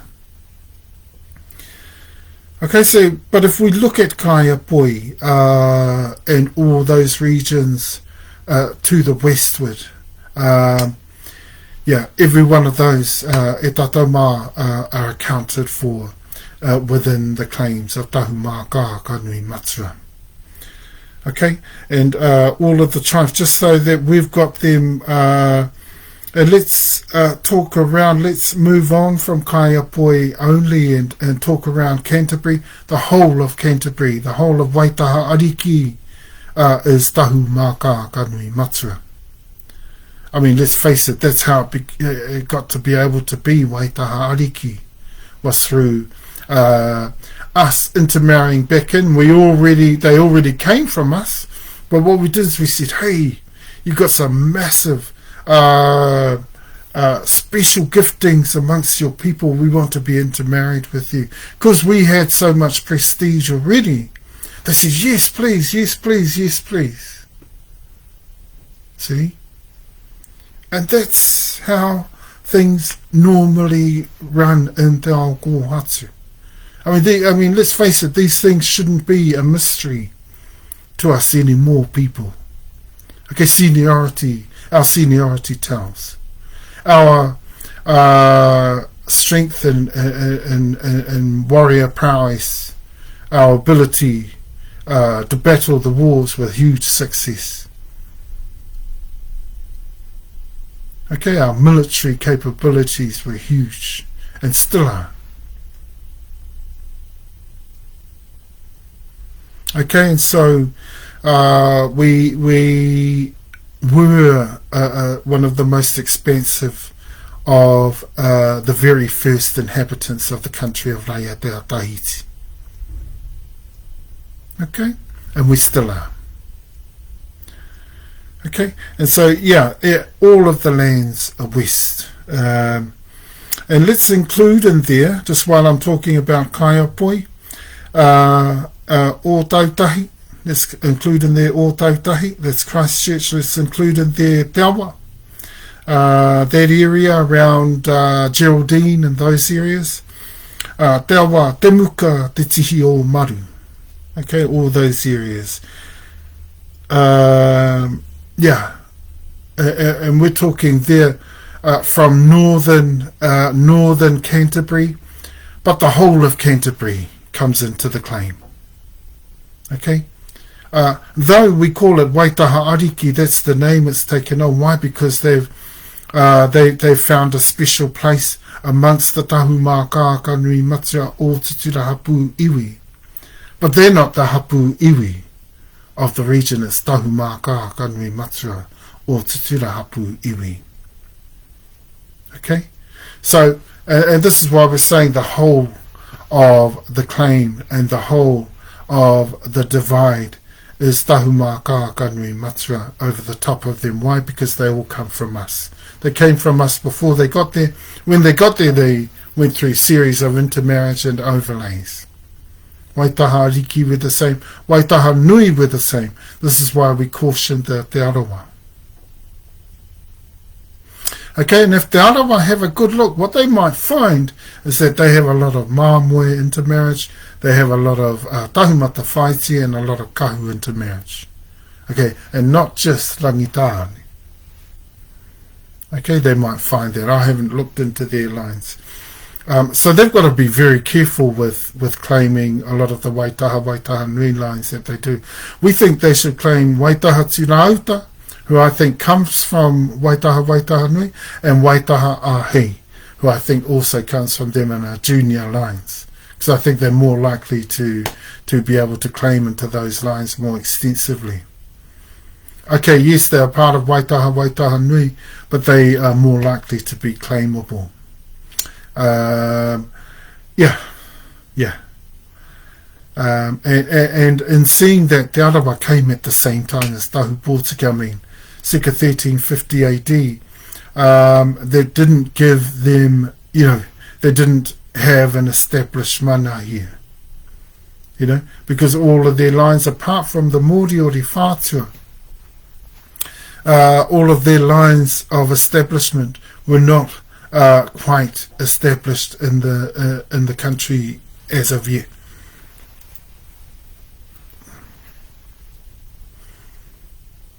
Okay, now we weren't that silly, because we were super tribal. If we came into a country first, we didn't claim the whole country. Because you couldn't live across the whole of the country. Okay, but all our whanau, all our hapu, all our uri, all our HapuIwi back in the islands got to hear about it, right? And next thing you know, we've all got plans to build our super tribal nation into the country. See, everyone was able to get their share of land that they wanted to look at. Okay? No one had to debate that.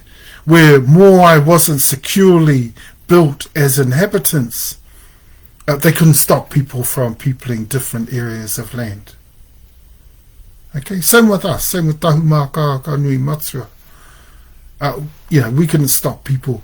Same with Dalwa, we couldn't stop people, but being the expansive people that we were, there was no way in the world that we were going to be able to hold out other groups. It was a land for us all. Okay? And especially those of us descendants of Raiatea Tahiti. Okay? Even some of our most junior cousins came in at a later time. Rarotonga, Kukiairani, later on. And all very well and good. All very well and good. We can account for them, but very, very junior are they. Hundreds of thousands of lives junior are they. Okay, we're trying to get back into place a lot of the pillars of our society that actually were the responsibility of the more senior lines. We're trying to get ours securely in place so that we can ensure a brighter future for all. Okay, this is not just about us. Okay, but we understand that to a degree. The things that we do, we can only really do for us. Because we can't say, it's all the same right throughout, because it's not. Okay, HapuIwi to HapuIwi, hereke tonu, things are just so different. Things are just so variable. It's not funny. And this is what the Crown didn't like about us, eh? They didn't like about us. They couldn't deal with us like that. Hence, the name Māori in the 1830s and 40s. They started to integrate us into this people that didn't exist. Because if they could lump us all into one, we're a lot easier to deal with. See?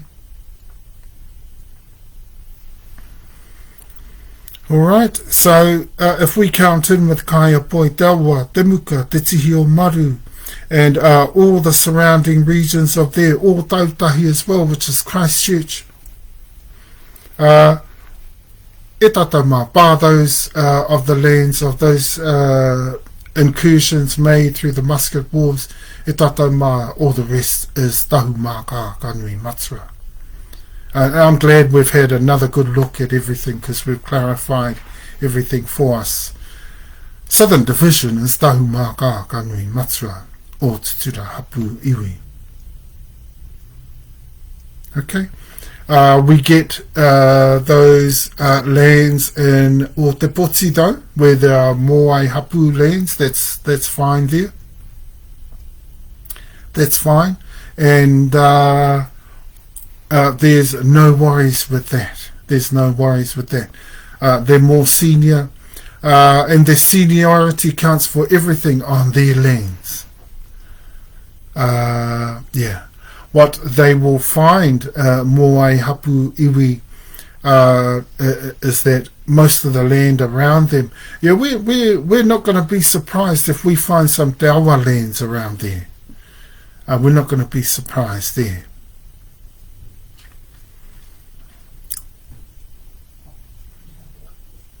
Okay, and so we understand that, and we understand that the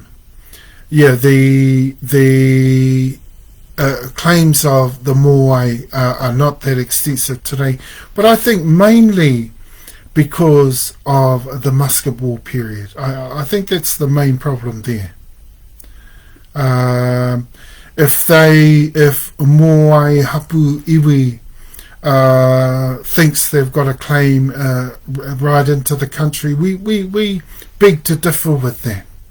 We beg to differ with that. We've just re-looked at a lot of that sort of kōrero with Moai HapuIwi.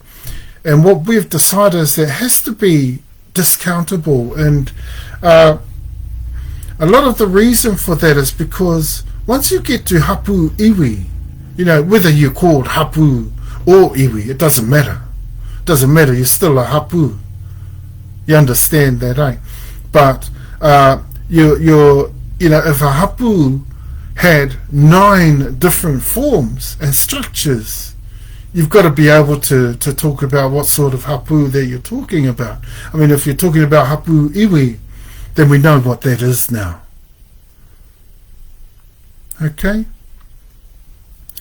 And so, yeah, what we need to be careful of where Moai are concerned is that possibly a lot of the claim to the motu has been to its entirety, and that could never happen. Doesn't matter how senior you are.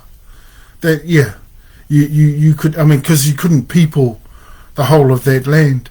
I mean, you're asking for people to come in and conquer you, if you know, if you're being like that. And this would be why a lot of the excavators, and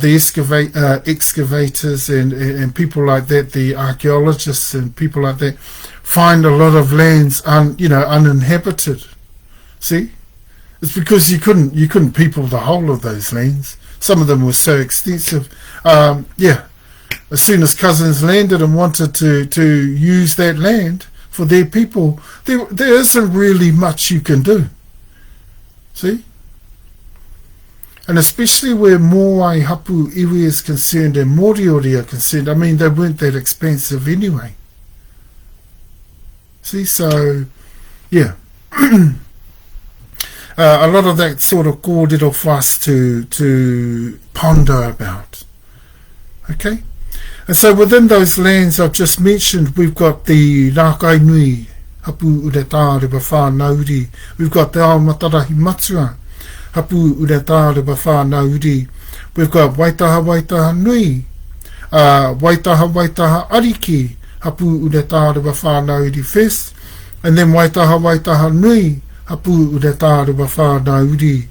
And we've also got Tahupotiki Uri and Waitaha Arangi, Uretarewa-Hapu, and they're all Tahumaakaakanuimatua. Just as I've explained, no matter their timing, whether it was 1350 AD or 1200, 1250 pea anō, when they got into Tahumaakaakanuimatua or Tutura HapuIwi that they already came from, once we started to expand through intermarriages into our lands, and they got to, remember, with intermarriage sometimes came gifts of land, okay, and sometimes some of those gifts were not tuku, yeah, sometimes he taonga, hoatu.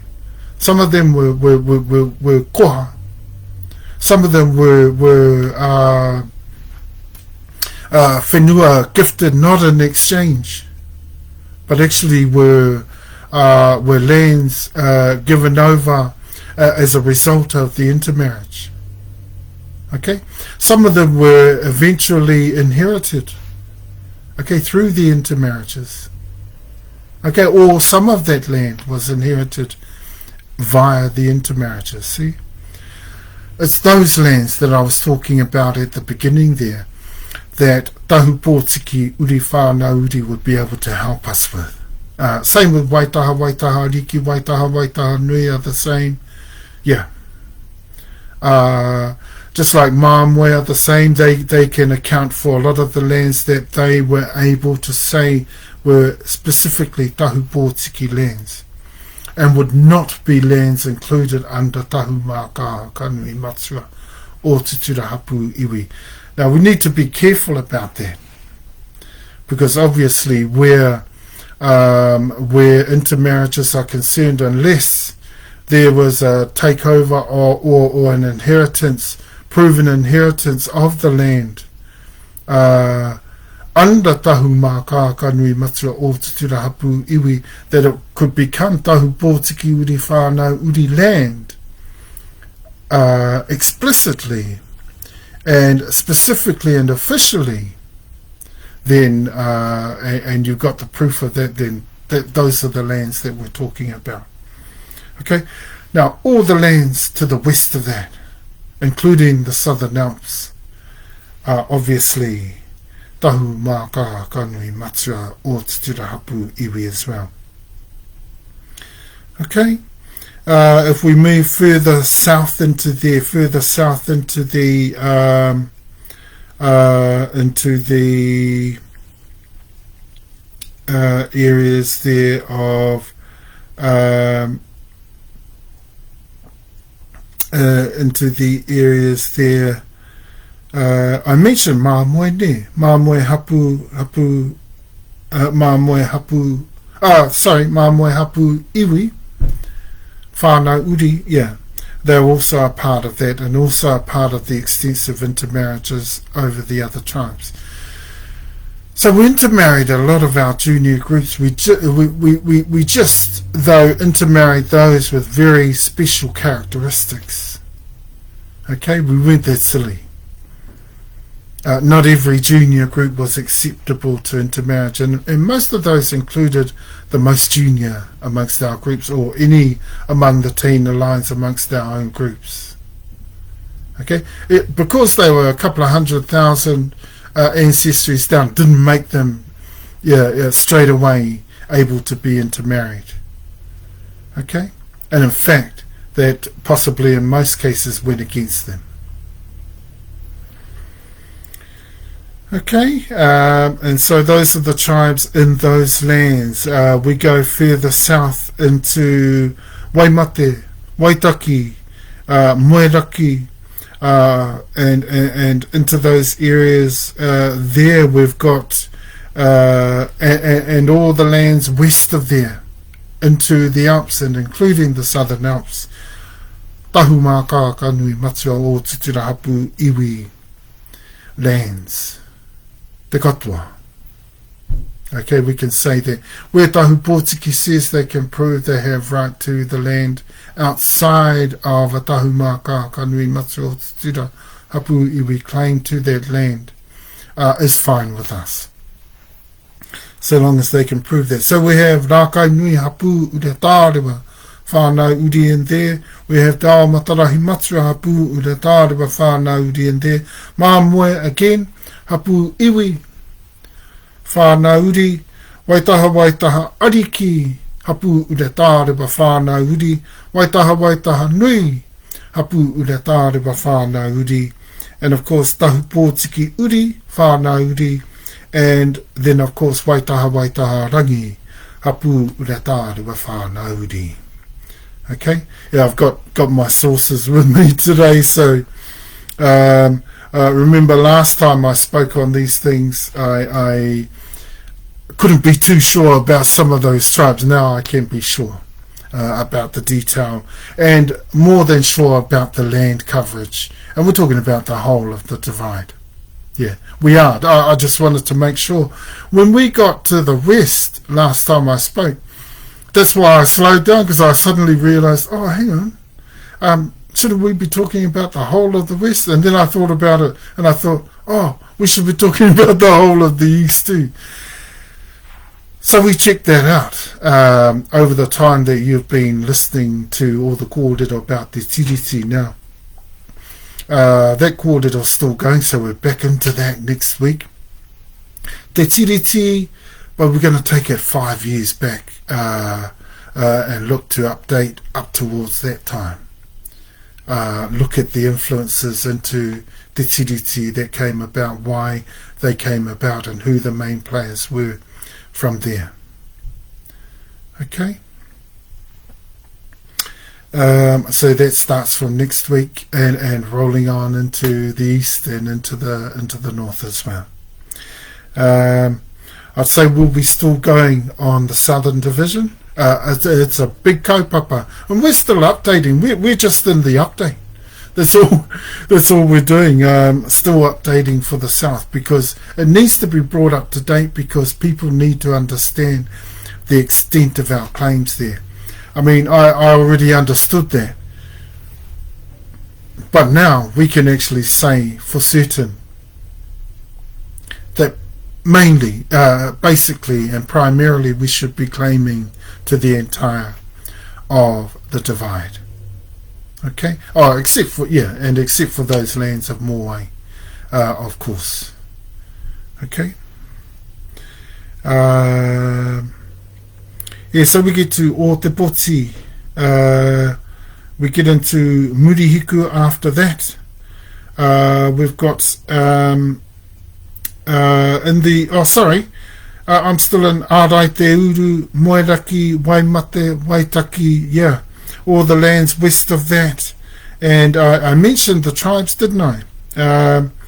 Let me do that one again, because I just confused myself. For some reason I went on to a different source. Rākai nui hapu Uretarewa-Whanau-uri, Tahumaakaakanuimatua Uretarewa-Whanau-uri, include Ārai Te Uru in there, that's Otago. Māmoe HapuIwi whanau-uri, they're an iwi that comes from us. Waitaha nui hapu, waitaha ki hapu Uretarewa-Whanau-uri, waitaha nui hapu Uretarewa-Whanau-uri, Tahupotiki uri, whanau-uri. See how Tahupotiki is strong throughout there? Why? Because of the extensive intermarriage. See? They expanded, they docked at several different places, and then started to expand right through the Southern Divide. Why? Because of us. The extensive groups that intermarried into Tahupotiki. It shows you something about the characteristics of Tahupotiki. And I must say, militarily, and that's the same with a lot of our junior groups, is militarily they stood the test of time. And I'd say that Tahupotiki was one of those groups, including from the side of the Wahine and Tāne. Okay, we're not just talking about male prowess in there. Okay, and that'll be why they were so special to Tahumaakaakanuimatua o Tutura HapuIwi. Okay, Moeraki, Ārai Te Uru, which is Otago, and then we go into, after that, we talking the tribes. Māmoe HapuIwi, waitaha ariki hapu Uretarewa-Whanau-uri, waitaha nui hapu Uretarewa-Whanau-uri, Tahupotiki uri, Whanau-uri, and waitaha arangi hapu Uretarewa-Whanau-uri. Okay, o te poti, Dunedin, o maru, we're also in those areas. Everything, let's not forget everything to the west, including all the lake systems, the river systems, everything. Tahumaakaakanuimatua o Tutura HapuIwi e tatauma. Please get used to that claim, because that's not going to go away. Okay, ever. Okay, and we've made sure of that now. Totally sure. Okay, and this is why we couldn't find an end to our claims there, and that they kept going, because we didn't realise the extent until the extent started to present itself to us. We went, hey, kai te tika mātai, and so we kept going, and the evidence speaks for itself. Okay, yet again. Okay, and then o te poti Murihiku as well, that's Southland, o te poti Dunedin, o Amaru as well, including te punga o te waka Maori, that's Stewart Island, te whanau, that's the lake system there, the whole of the Southland area, including the west and east, included in there is Waihopai. Included in there is also Takitimu Forest and mountains.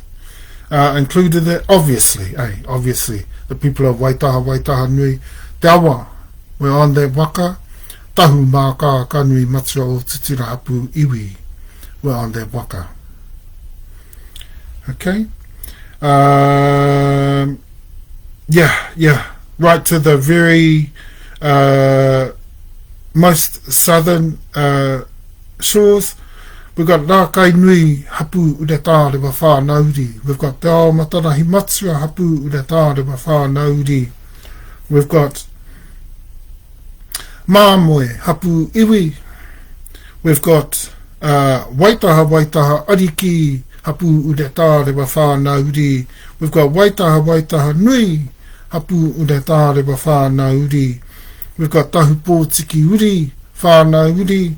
And we've got Waitaha Rangi Hapu Uretarewa whanau-uri. Okay? I was wrong. I thought some of our tribes were missed from... I think they do... they juggle a wee bit, I think, between... I don't know how my people... Between Tahupotiki and Waitaha Rangi, they differ. I think in some areas. I think it's from Otago to Dunedin. There's some differences there. And then we get into Murihiku and they all go back to normal. They go back to normal. They stay like that until some of the northwestern parts of the westlands. That is Te Taipu Karukaru o Poitini. Some of those northern areas, and then they do it again. Tahupotiki vanishes, I think, and they come back later, and Waitaha Rangi vanishes, I think, and then they come back later. You can see why that happens between those two tribes, They're interchangeable. Their two wakana teina statuses are interchangeable. Okay, so o te poti Dunedin, te whanau, te punga o te waka Maori, Stewart Island, aroha mai e tātou mā, I got an itchy nose. Dunedin, o Amaru, te whanau, the lake systems, Westlands, Takitimu, forest and mountains are all Tahumaakaakanuimatua, belonging to the Rākai Nui Hapu Uretarewa whanau-uri. Tā Matarahimatua Hapu Uretarewa whanau-uri. Māmoe Hapu Iwi. Waitaha Ariki Uretarewa Hapu whanau-uri. Waitaha Nui Hapu Uretarewa whanau-uri. Tahupotiki Uri whanau-uri. And Waitaha Rangi Hapu Uretarewa whanau-uri. Okay.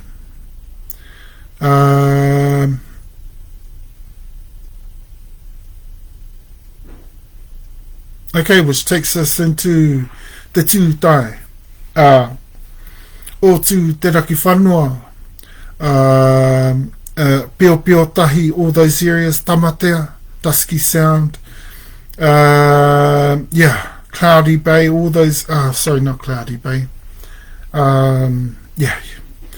All those areas around that way. That is the Fiordland, all those areas.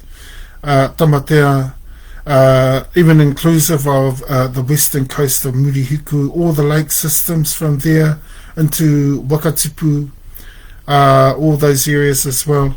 Hei e tātou all totally Tahumaakaakanuimatua o Tutura HapuIwi, whanau-uri and everything to the east inclusive. Okay?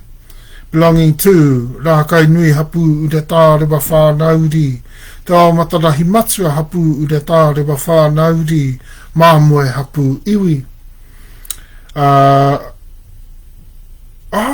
That is the changes. Oh, no, they're not. No, they're not. Waitaha Ariki Hapu Uretarewa whanau-uri, Waitaha Nui Hapu Uretarewa whanau-uri, Tahupotiki Uri whanau-uri, again, and Waitaha Rangi Hapu Uretarewa whanau-uri.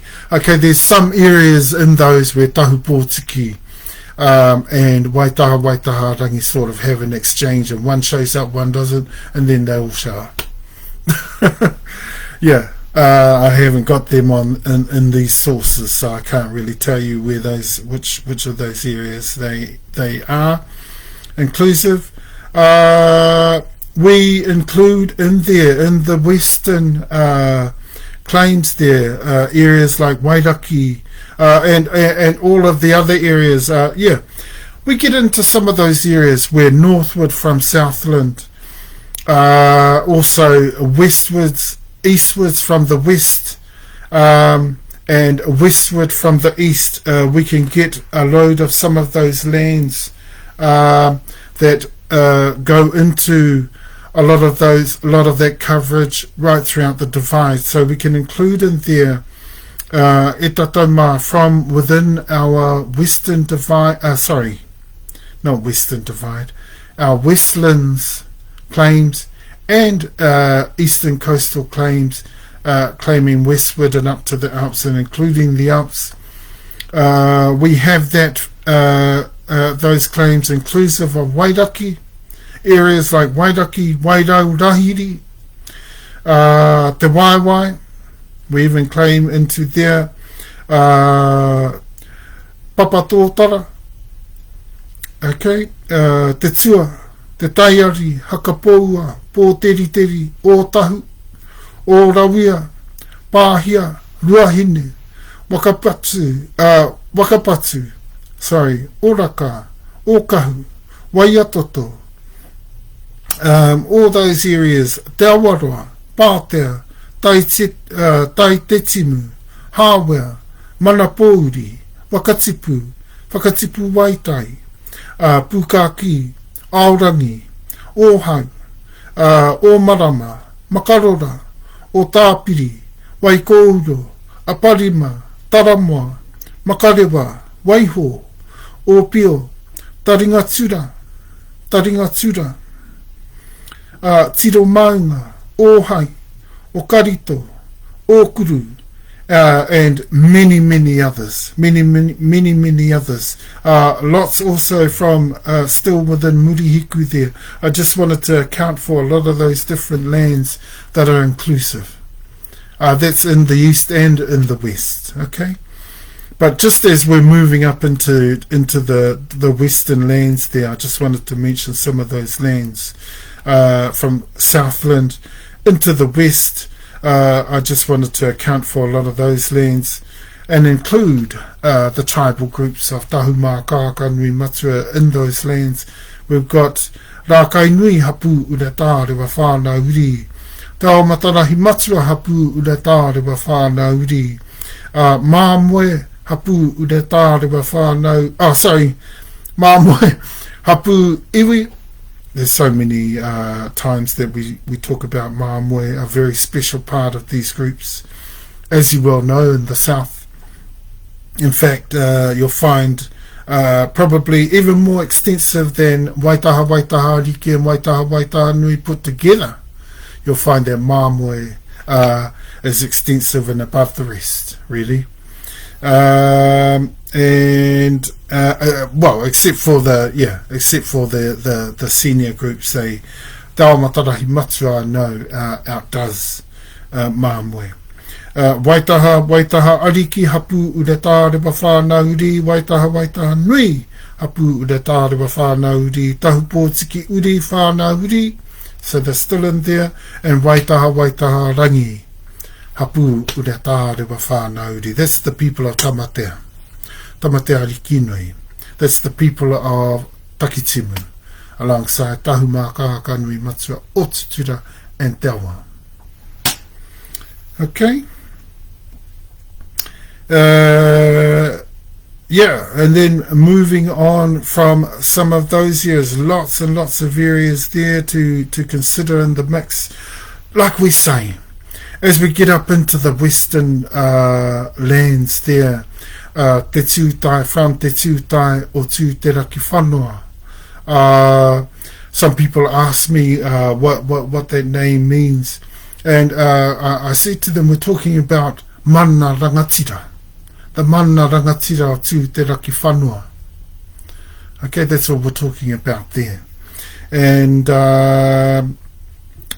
because he tūtai, he rangatira, engari, in some cases it can also be called the actual extent or the hegemony and the extent of that mana of the particular person it pertains to. That's what is meant by a tūtai in that respect. Okay,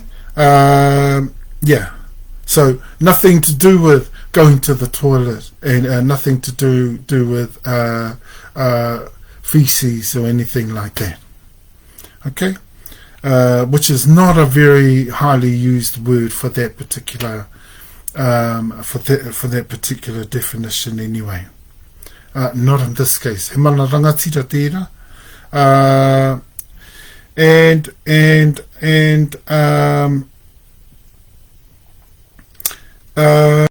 Places like Waianiwa, or Tahuti, o Reti, o Tatara, Awarua, Waimatua, Mokotua, Monowai, Hauroko, Kawarai, Wharehuanui, Maungarara, Paringa, Waikowhai, Waiau. A lot of those areas around Murihiku as well. We just wanted to make mention of some of those names, just as we move into Te Taipu Karukaru o Poutini. Okay, that's Westland. So everything to the east there, everything to the east, as we've made mention, Tahumaakaakanuimatua, and including up to the Alps, including Pukaki, Aorangi, Aoraki we can say, but let's not forget that that is Waitaha Ariki, that there. Okay, aroha mai, and don't forget for the Te Arawa, we're not excluding their claims into Pukaki, not excluding them at all. But we would have the majority claim and the substantial claim into there, and we know that for sure.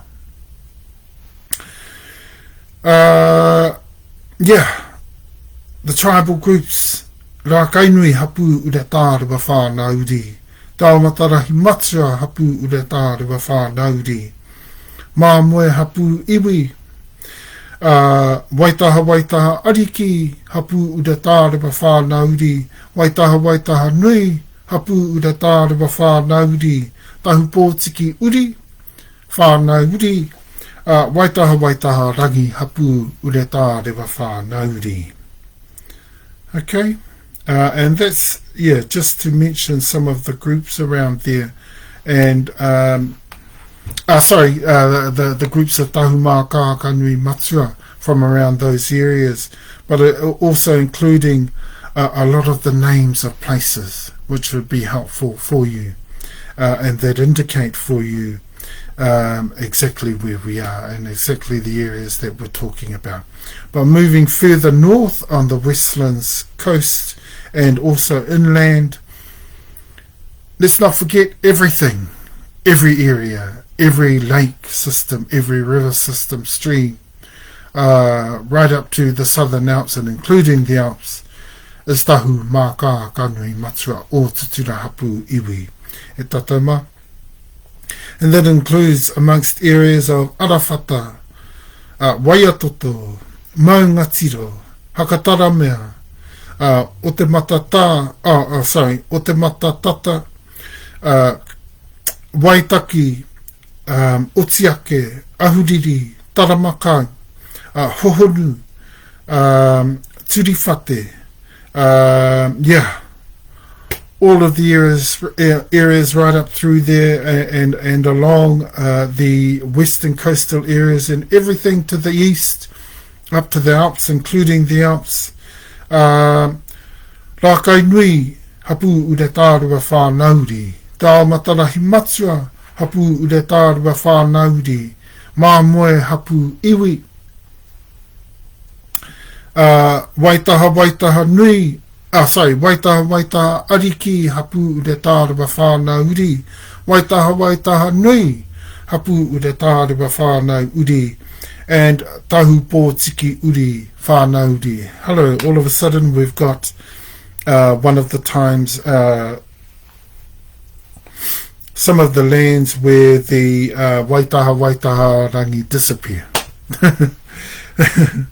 I just found some sources with that being the case.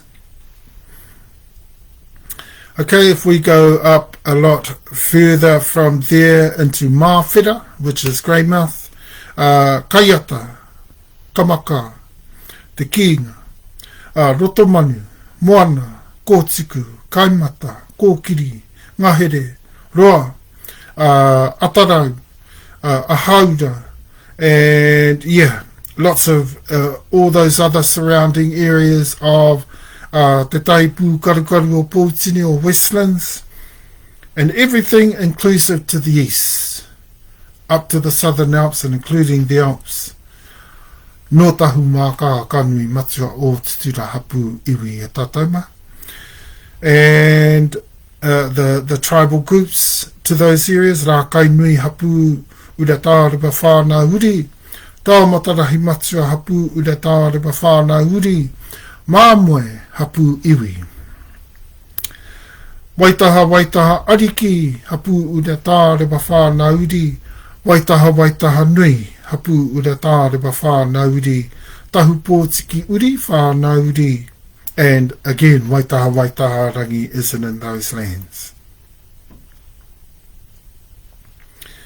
Okay, and then we get up to places like in the west still there, Paparoa, Miko, Ikamatua, Haupiri, Hukarere, Waimaunga, Waiuta, from all those areas, Mawheraiti, Rewanui, Rapahoe, Kahu, Rototahi, Inangahua, Tiroroa, Te Kuha, Waimangaroa, Punakaiki, Tauranga, okay?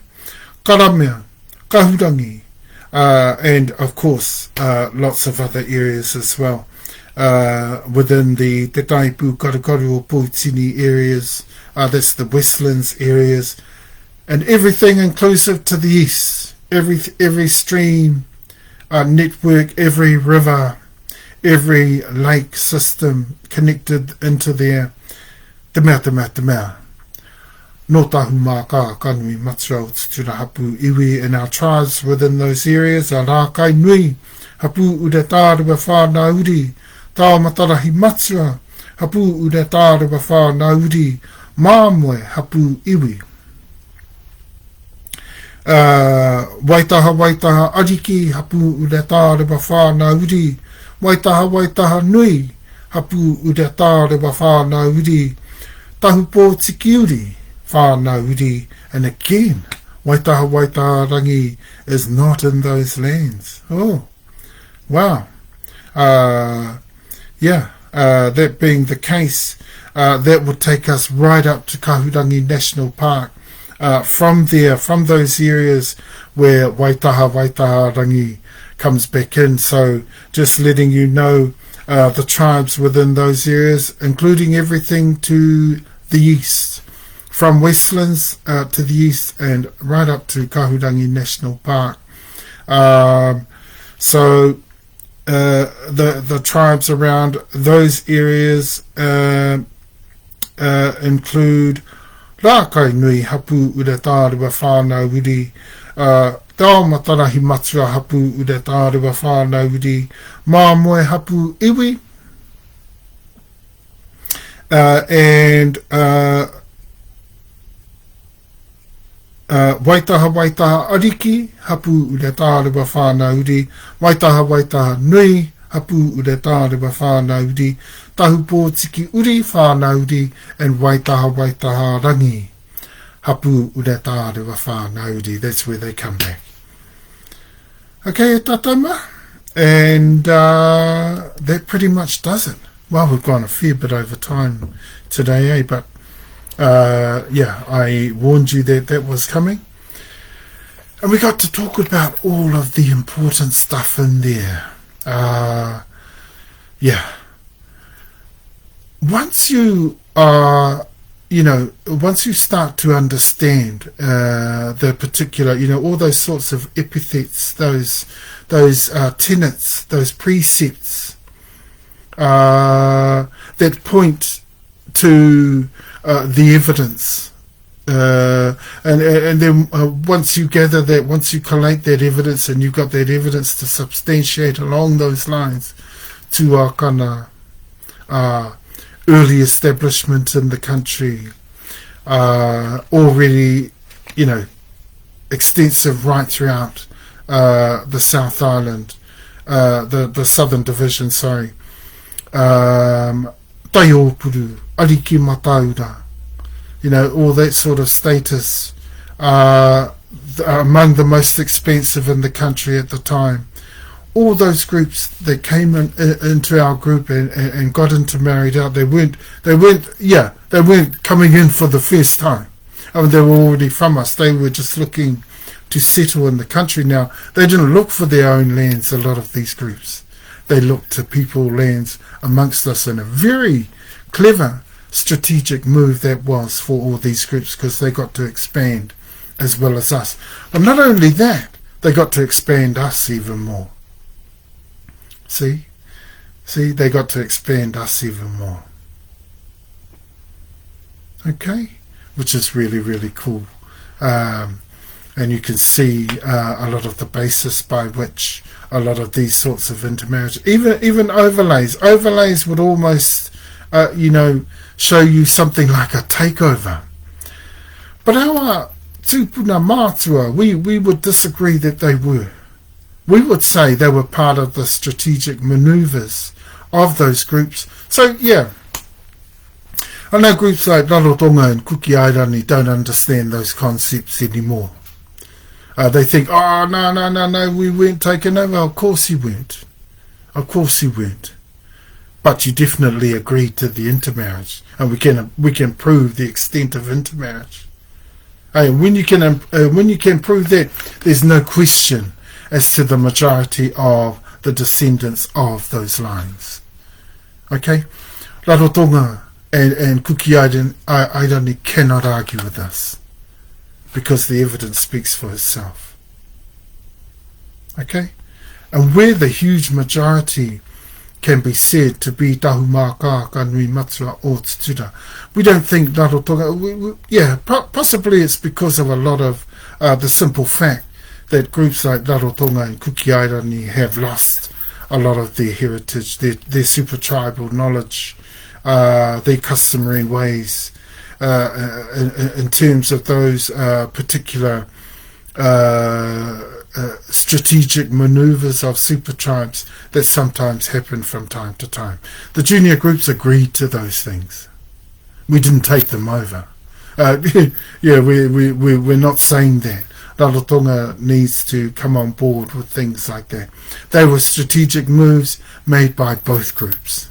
Why? Because they saw those moves as the best moves for those groups at the time. And they were, because they expanded greatly into the country as a result. Okay, tatama? Because if they had have tried that any other way, it could have been, it could have meant that they were tribes that ended up a lot worse off, rather than successful in the country. They weren't silly. They weren't silly, our junior tribes. Okay, tatama? Awesome heritage we've got there in the South Island, eh? And because we're claiming to the entirety of the divide now, please get used to that. Please get used to the fact that it is Tahumaakaakanuimatua o Tutura HapuIwi in the South Island.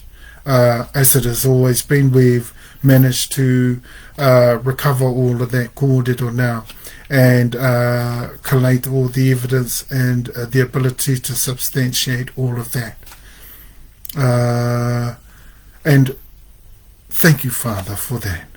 Yehoia, thank you, Lord, actually for everything you do for us. All the maneuvers, the decision-making we've had to make, the areas we've had to go to in order to collate all of this evidence, the ability to substantiate everything we claim, all of the kōrero,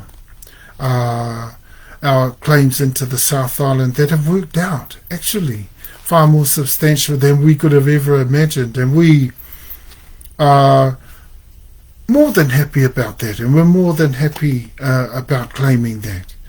We've got no worries there, and we're quite relaxed as we move forward, because we are so happy that, it's so obvious. Father, Lord, Yehoia, your mighty hand is in all of this, and we thank you for that. In Jesus' mighty name. Amen. Ka piti hono ka tātai hono. Tērā rātau, ka whakamaumaharatia tonuhia. I tēnei wā, i tēnei wā, i tēnei wā. Hai a tōna wāno, hai a tōna wāno, hai a tōna wāno. Ka piti hono ka tātai hono, ko tātou mātonu anu tēnei tātou, te kā anu hiora ki a tātou mātau, ko āhau anu e tātou mā, kai te mihi atu. Kai te mihi atu tātou, karahuihui mai anu ai ki a tātou mātau kōrero katoa. A ienei